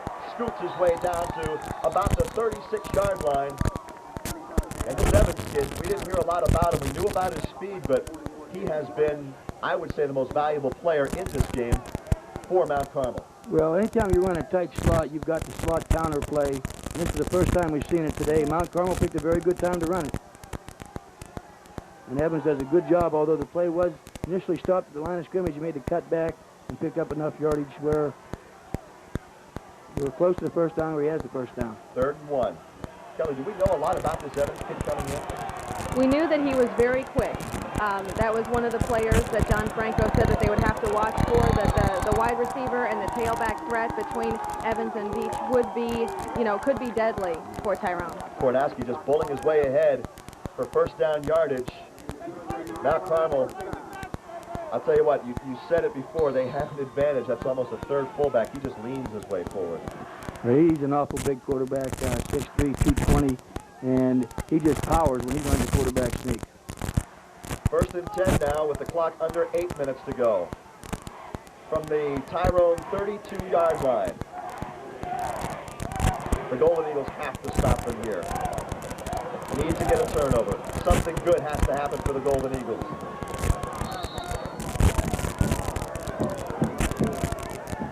When do timeouts become a factor here, Coach, as they continue to pick up yardage? Okay, right after we see this replay here, we see a quick fullback trap here, and Tyrone just fills the gaps. Does a great job here. The time becomes a factor when you get down to around 5 minutes, and Mount Carmel still has the football. All right. Right now, they've got to stop Mount Carmel immediately. And you always run the risk of when you start tackling the football that somebody's going to break out of that tackle. Let's see what happens. All right, Kornaski's gambling a bit. One of the throw, tucks it in and takes it inside the 30 to about the 28-yard line before he's knocked out of bounds. The clock, though, is still running. Did they mark him out of bounds or did they keep him in bounds? They're saying that he stayed in bounds. Jim, go ahead, Coach. Jim, I'm not sure, but I think that was a broken play. I think he missed the handoff, and he found himself back there. He had to run the football. I don't think it was any intent to pass there. Okay. Kornaski, you can see him talking to his teammates there. That I think you make a good observation there that he's trying to say what happened and why he ended up with the football at a time when he wasn't supposed to. Big play for Tyrone now, 3rd and 6. They've got to make a defensive stop here. The deep handoff to Beach. Breaks a tackle. Gang tackled. Finally brought down at about the 37-yard line. The clock at 6 minutes and counting now. Mount Carmel with a 13-point lead. From this point in the field, when you're up 2 touchdowns, I would think that you're not necessarily looking at a punt. No, they're going to run the football and try to get the first down. They want to keep the ball as long as they can. They've got short yardage here, and I think they're going to run the football probably to Beach again. All right, because you put it in the hands of your defense, Tyrone is certainly not going to get great field position, even if they make the stop here. And we've got to keep in mind that Tyrone has to score twice.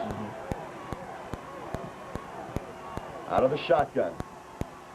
Looking over the middle, now looking to his left. Kornaski throws, intercepted. That's the play that Tyrone needed. Scher tackled from behind. No, he breaks the tackle, gets out to midfield, and that is a huge break. Man, somebody get a head coach over there for Mount Carmel that doesn't get greedy and just keeps Tyrone in this ball game. That is unbelievable. Well, he gambled there, and he went for the 5 yards with the pass for the first down. And again, Matt Scher is in the right place, makes a big play. Seems like it's deja vu at the end of the first half here. Puts Tyrone back into the football game with excellent field position. Kelly, coaches aren't going to second-guess coaches, but we can, and I can't believe that they would call that play. Well, I think that Mount Carmel has blown out so many people this season that maybe they underestimate Tyrone. You know, they get that 13-point lead and they start thinking they're not as good as maybe we thought they were at halftime. Little screen set up, the flanker screen there set up across the middle as he breaks in his 41. 41 makes the tackle, and for Tyrone, the catch is good for a couple of yards. LaRosa. Yeah, LaRosa there with the catch. Joe Costello, the tackle. Joe Costello made an outstanding play there for Mount Carmel. He read the play right from the beginning. He just sat and held his position, and when the ball was thrown, he made the play. Okay, they call it a no gainer for Tyrone, 2nd and 10.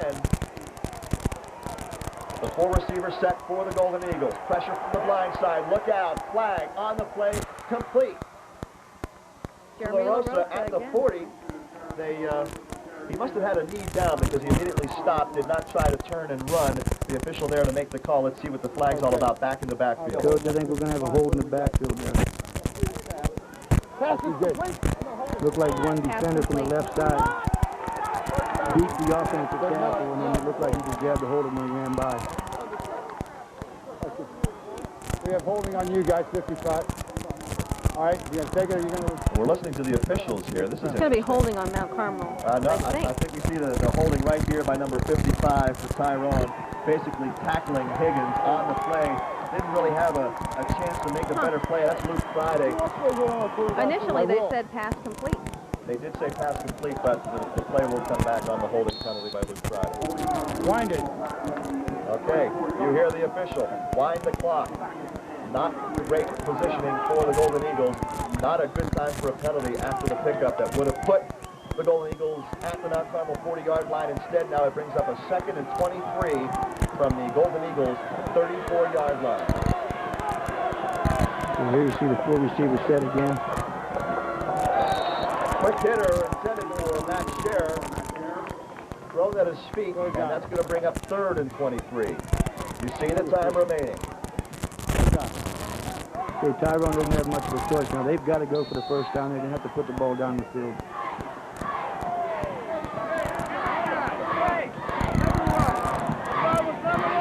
Mount Carmel has been here before.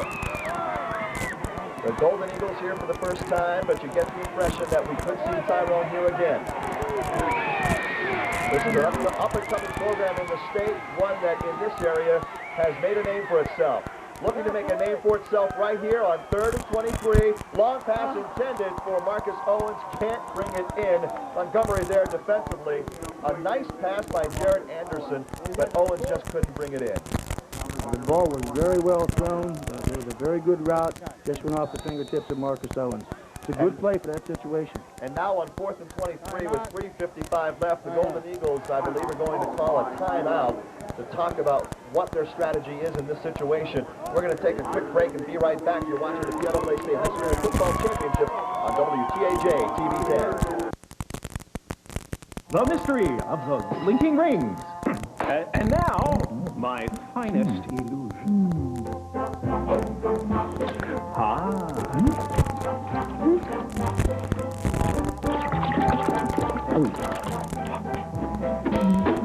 Voila! Empty! Thank you! Thank you very much. Thank you. Oh, no, please don't get up. You're too kind. Thank you. It's not necessary for you to... Got milk. No! Today's championship game brought to you by The Bullpen. The Bullpen, 30 years of promoting sports. This is the greatest. Go Eagles. Gardner's Candies has been a holiday tradition since 1897. Gardner's famous candies are made from the highest quality ingredients. Gardner's, for the original peanut butter meltaways, car meltaways, delicious creams, nuts, and cherries covered with rich chocolate. Buttery cashew glaze, peanut brittle, fresh cooked nuts, party trays, and hostess baskets will surely please everyone on your gift list. Shop Gardner's Candies, where elegance is affordable. At Chronix Jewelers, we say it all. This Christmas, say it with jewelry from Chronix. Chronix is celebrating their 93rd anniversary with savings on diamond solitaire pendants starting at $79 and 1-carat solitaire diamond rings under $2,000. Save at Chronix. No money down and 3 years to pay. Chronix, Logan Valley Mall, Downtown State College, and Nittany Mall. Peoria Pontiac GMC announces 3.9% 48-month financing or rebates up to $1,000 on Sunfire's Grand Ams and Bonnievilles. Now you can own Sunfire and Grand Am 2 or 4-door sedans with automatic air conditioning and stereo cassette. Grand Ams are $14,995. Sunfires are $13,995, plus you'll get 3.9% financing. Grand Prix are in stock and waiting for you.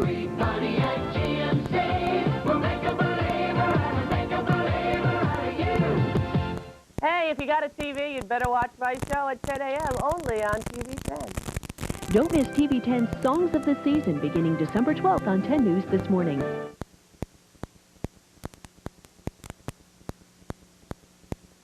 Welcome back to Mansion Park. Jim Gregory along with Kelly Goodman and Don Bailey bringing you the AA State Football Championship game. You have Mount Carmel leading Tyrone by 2 touchdowns, and the Golden Eagles are in a very difficult situation right now. John Franco is in there facing a 4th and 23, telling his team, hey, it's not, we still have one more chance. We've got to make this play. We're a team of big plays. We can do it. Timeout is over, coach. There's your obligatory got milk banner. Tyrone's in a very difficult situation now with 4th and 23 with only a little bit over 3 minutes left to go in the football game. They've got to go for the first down here, even though if they do give it up, they know that Mount Carmel's going to have outstanding field position. This is a situation you have to go for it. You roll Anderson out to try and get by him some more time? I think you roll him out and you try to spread the defense out and try to find one of your backs like Marcus Owens. Straight drop, and he is dropped. Anderson took the 5-step drop, had basically no chance. Maybe would have had a better chance had he rolled out, but that's going to turn the ball over to Mount Carmel with 3:49 left. And Mount Carmel now can basically just run off a few plays, pick up a first down or two, and put this ball game away. This is a great situation for Mount Carmel. It's 4th and 23. They know that Tyrone has to put the ball down the field. You need time to get your receivers down the field. They, again, rushed hard on the passer and made the sack.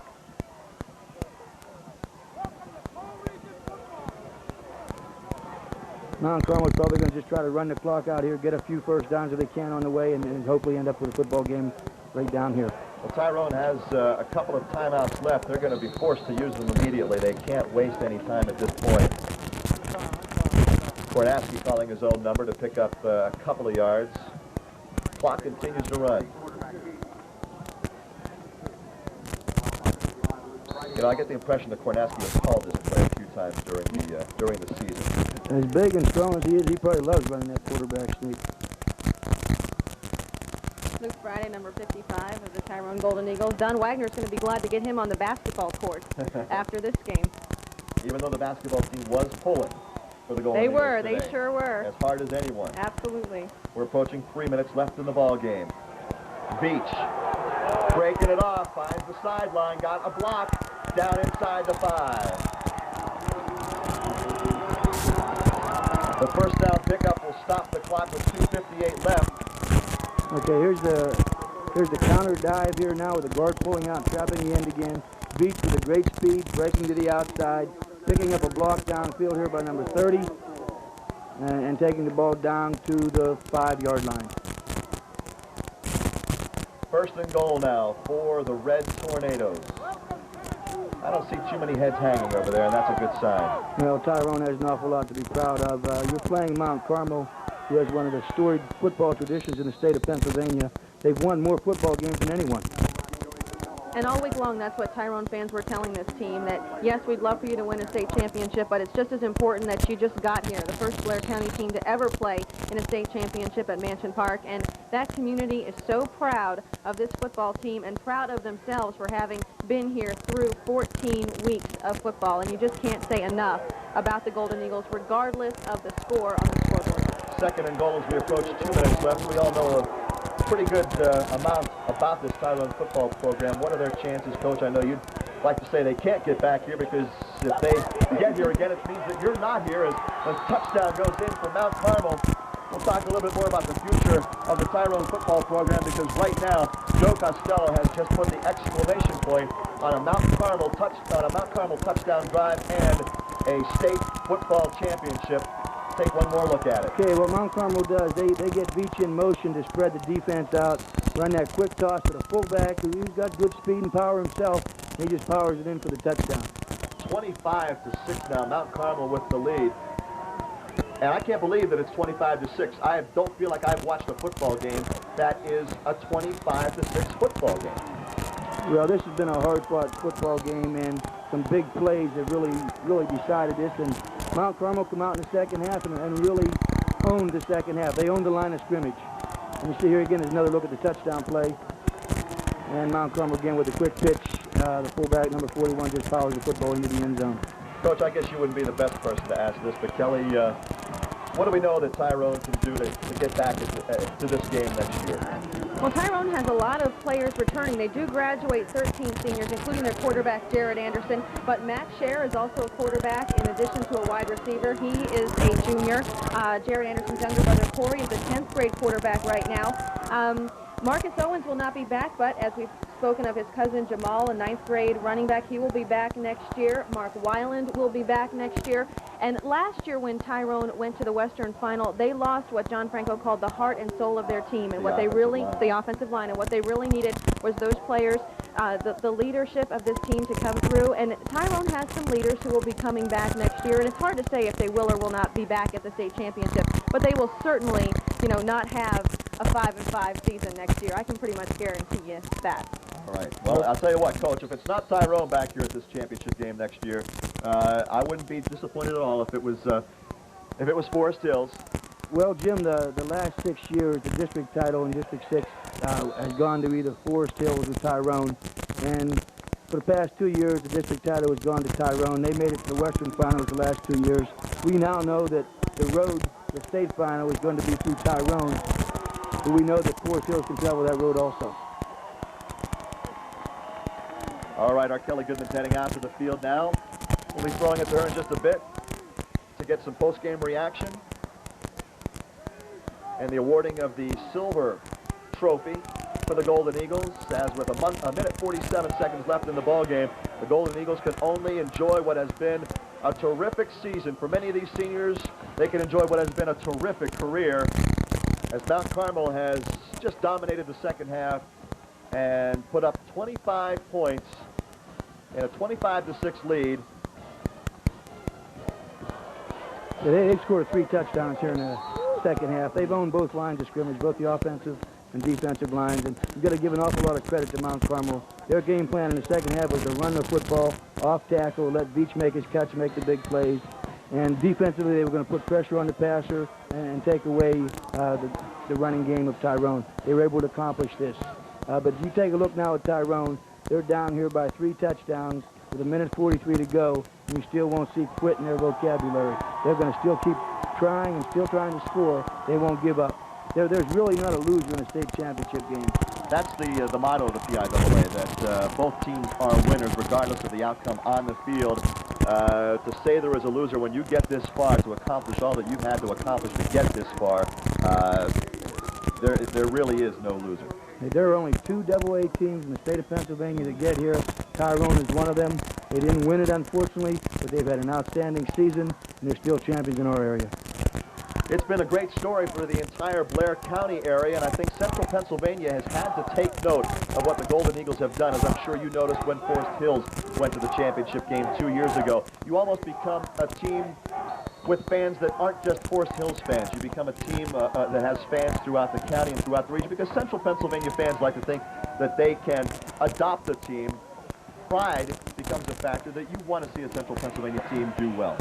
But anyone from District 6 that makes it this far, I think everyone's pulling for them. It brings the community so close together with the team, and all the communities that surround. The Bellwood area, Altoona, everyone here is pulling for Tyrone. Everyone in the Johnstown area is pulling for Tyrone. Right now, they're our team.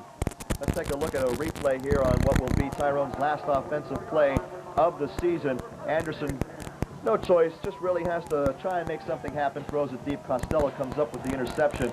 But I think you probably have a special affection for Tyrone, because I know Coach Franco has pointed to Forest Hills as a team that he could mold his team after, as a team that proves Central Pennsylvania can get to the state championship game. He talked about your team last year, and I'm sure he continued this year. Well, I talked to Coach Franco during the week. He called me up and asked me about what I thought about Mount Carmel. And I wasn't that familiar with them this year, but I did say, John, I said, your team can go there, you can win the football game. You certainly believe you can, your kids believe it. And we knocked on the door 2 years ago. You guys go there Saturday and kick it in. Unfortunately, that did not happen. but Tyrone certainly represented District 6 in Western Pennsylvania in a very good manner. Just a minute 34 seconds left of the game. Kelly Goodman's out on the field. We'll get a chance to go to her in just a couple of minutes once the final ticks of the clock are down. And you can see the class on the part of the Tyrone Golden Eagles giving Mount Carmel a hand. A lot of the players who are seniors are probably taking a little curtain call here. Mount Carmel's going to bring in some players who have not seen a lot of playing time this year, and I'm sure the Golden Eagles will do so as well because, let's face it, you'd love to say you played in the state championship football game. There's going to be a lot of unfamiliar names out there, but that's one of the reasons I'm glad we were able to do this football game for the fans of the Tyrone area who can throw that tape in the VCR and save this game for a long time to come.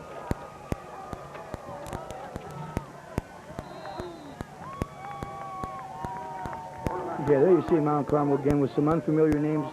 Everyone's trying to get into this football game because it usually is once in a lifetime for most high school players, and they're just trying to run out the clock here. You take a look at Luke Friday. Head still up, but obviously disappointed about the outcome of the game. Certainly can't be disappointed about the way this season has gone, the way his career has gone. No, again, as I said before, Tyrone has an awful lot to be proud of. They just lost to an outstanding football team on this given day that Mount Carmel was a better football team. And taken out of bounds. No, they'll wind the clock down under 50 seconds left in the AA championship.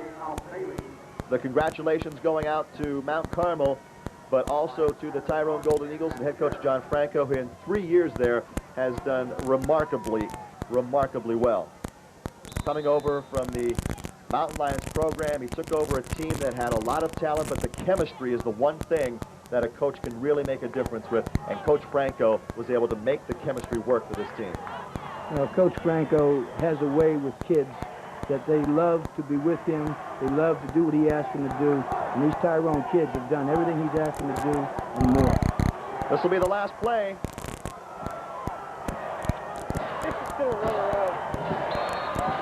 And you can hear the Red Tornado faithful count it down. And that's your ball game. Mount Carmel wins the state AA football championship with a convincing 25-6 victory over the Tyrone Golden Eagles. Congratulations to both teams. Thank you, Golden Eagles, for bringing us this far. It's been a tremendous story. We'd love to do it again. So bring us back again, if you will. We'll be back in just a minute. You're watching the PIAA State High School Football Championship game on WTAJ TV 10.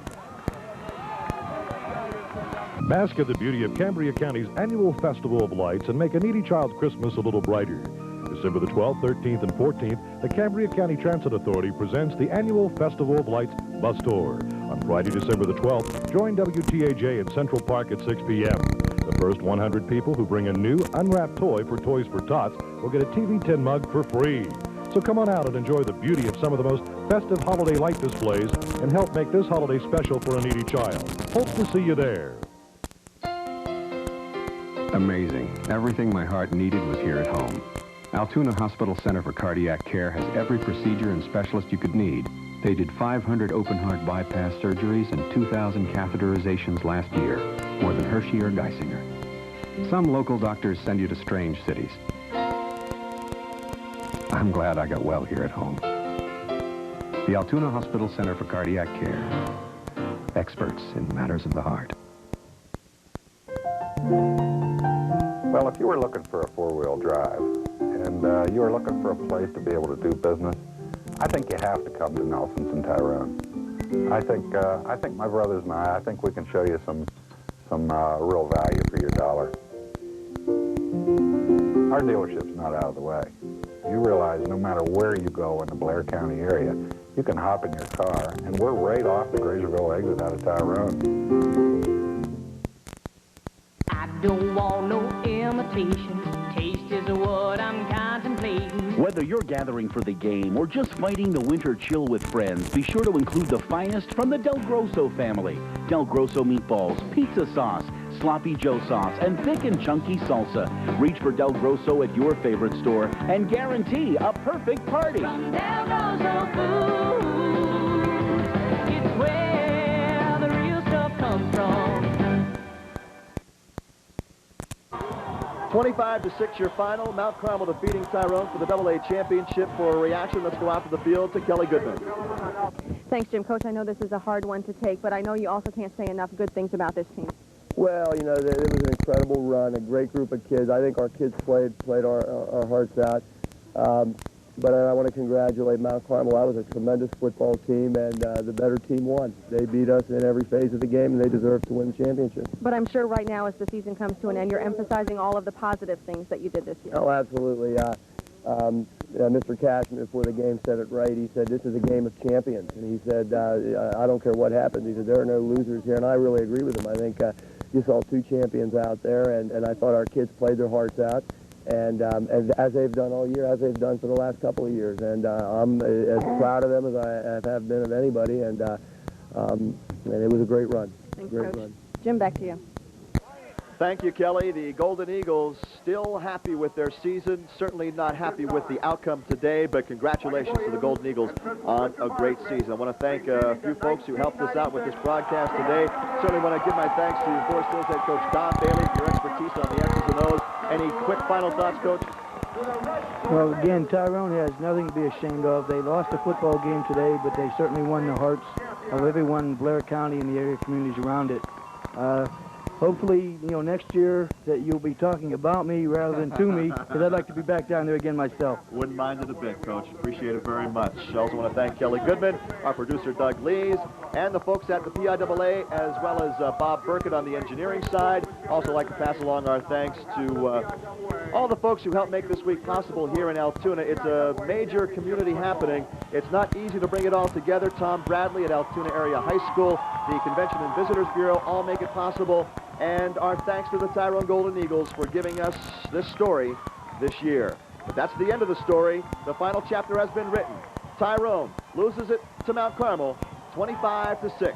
I'm Jim Gregory. So long, everybody. You're watching the PIAA State High School Football Championship game on WTAJ TV 10.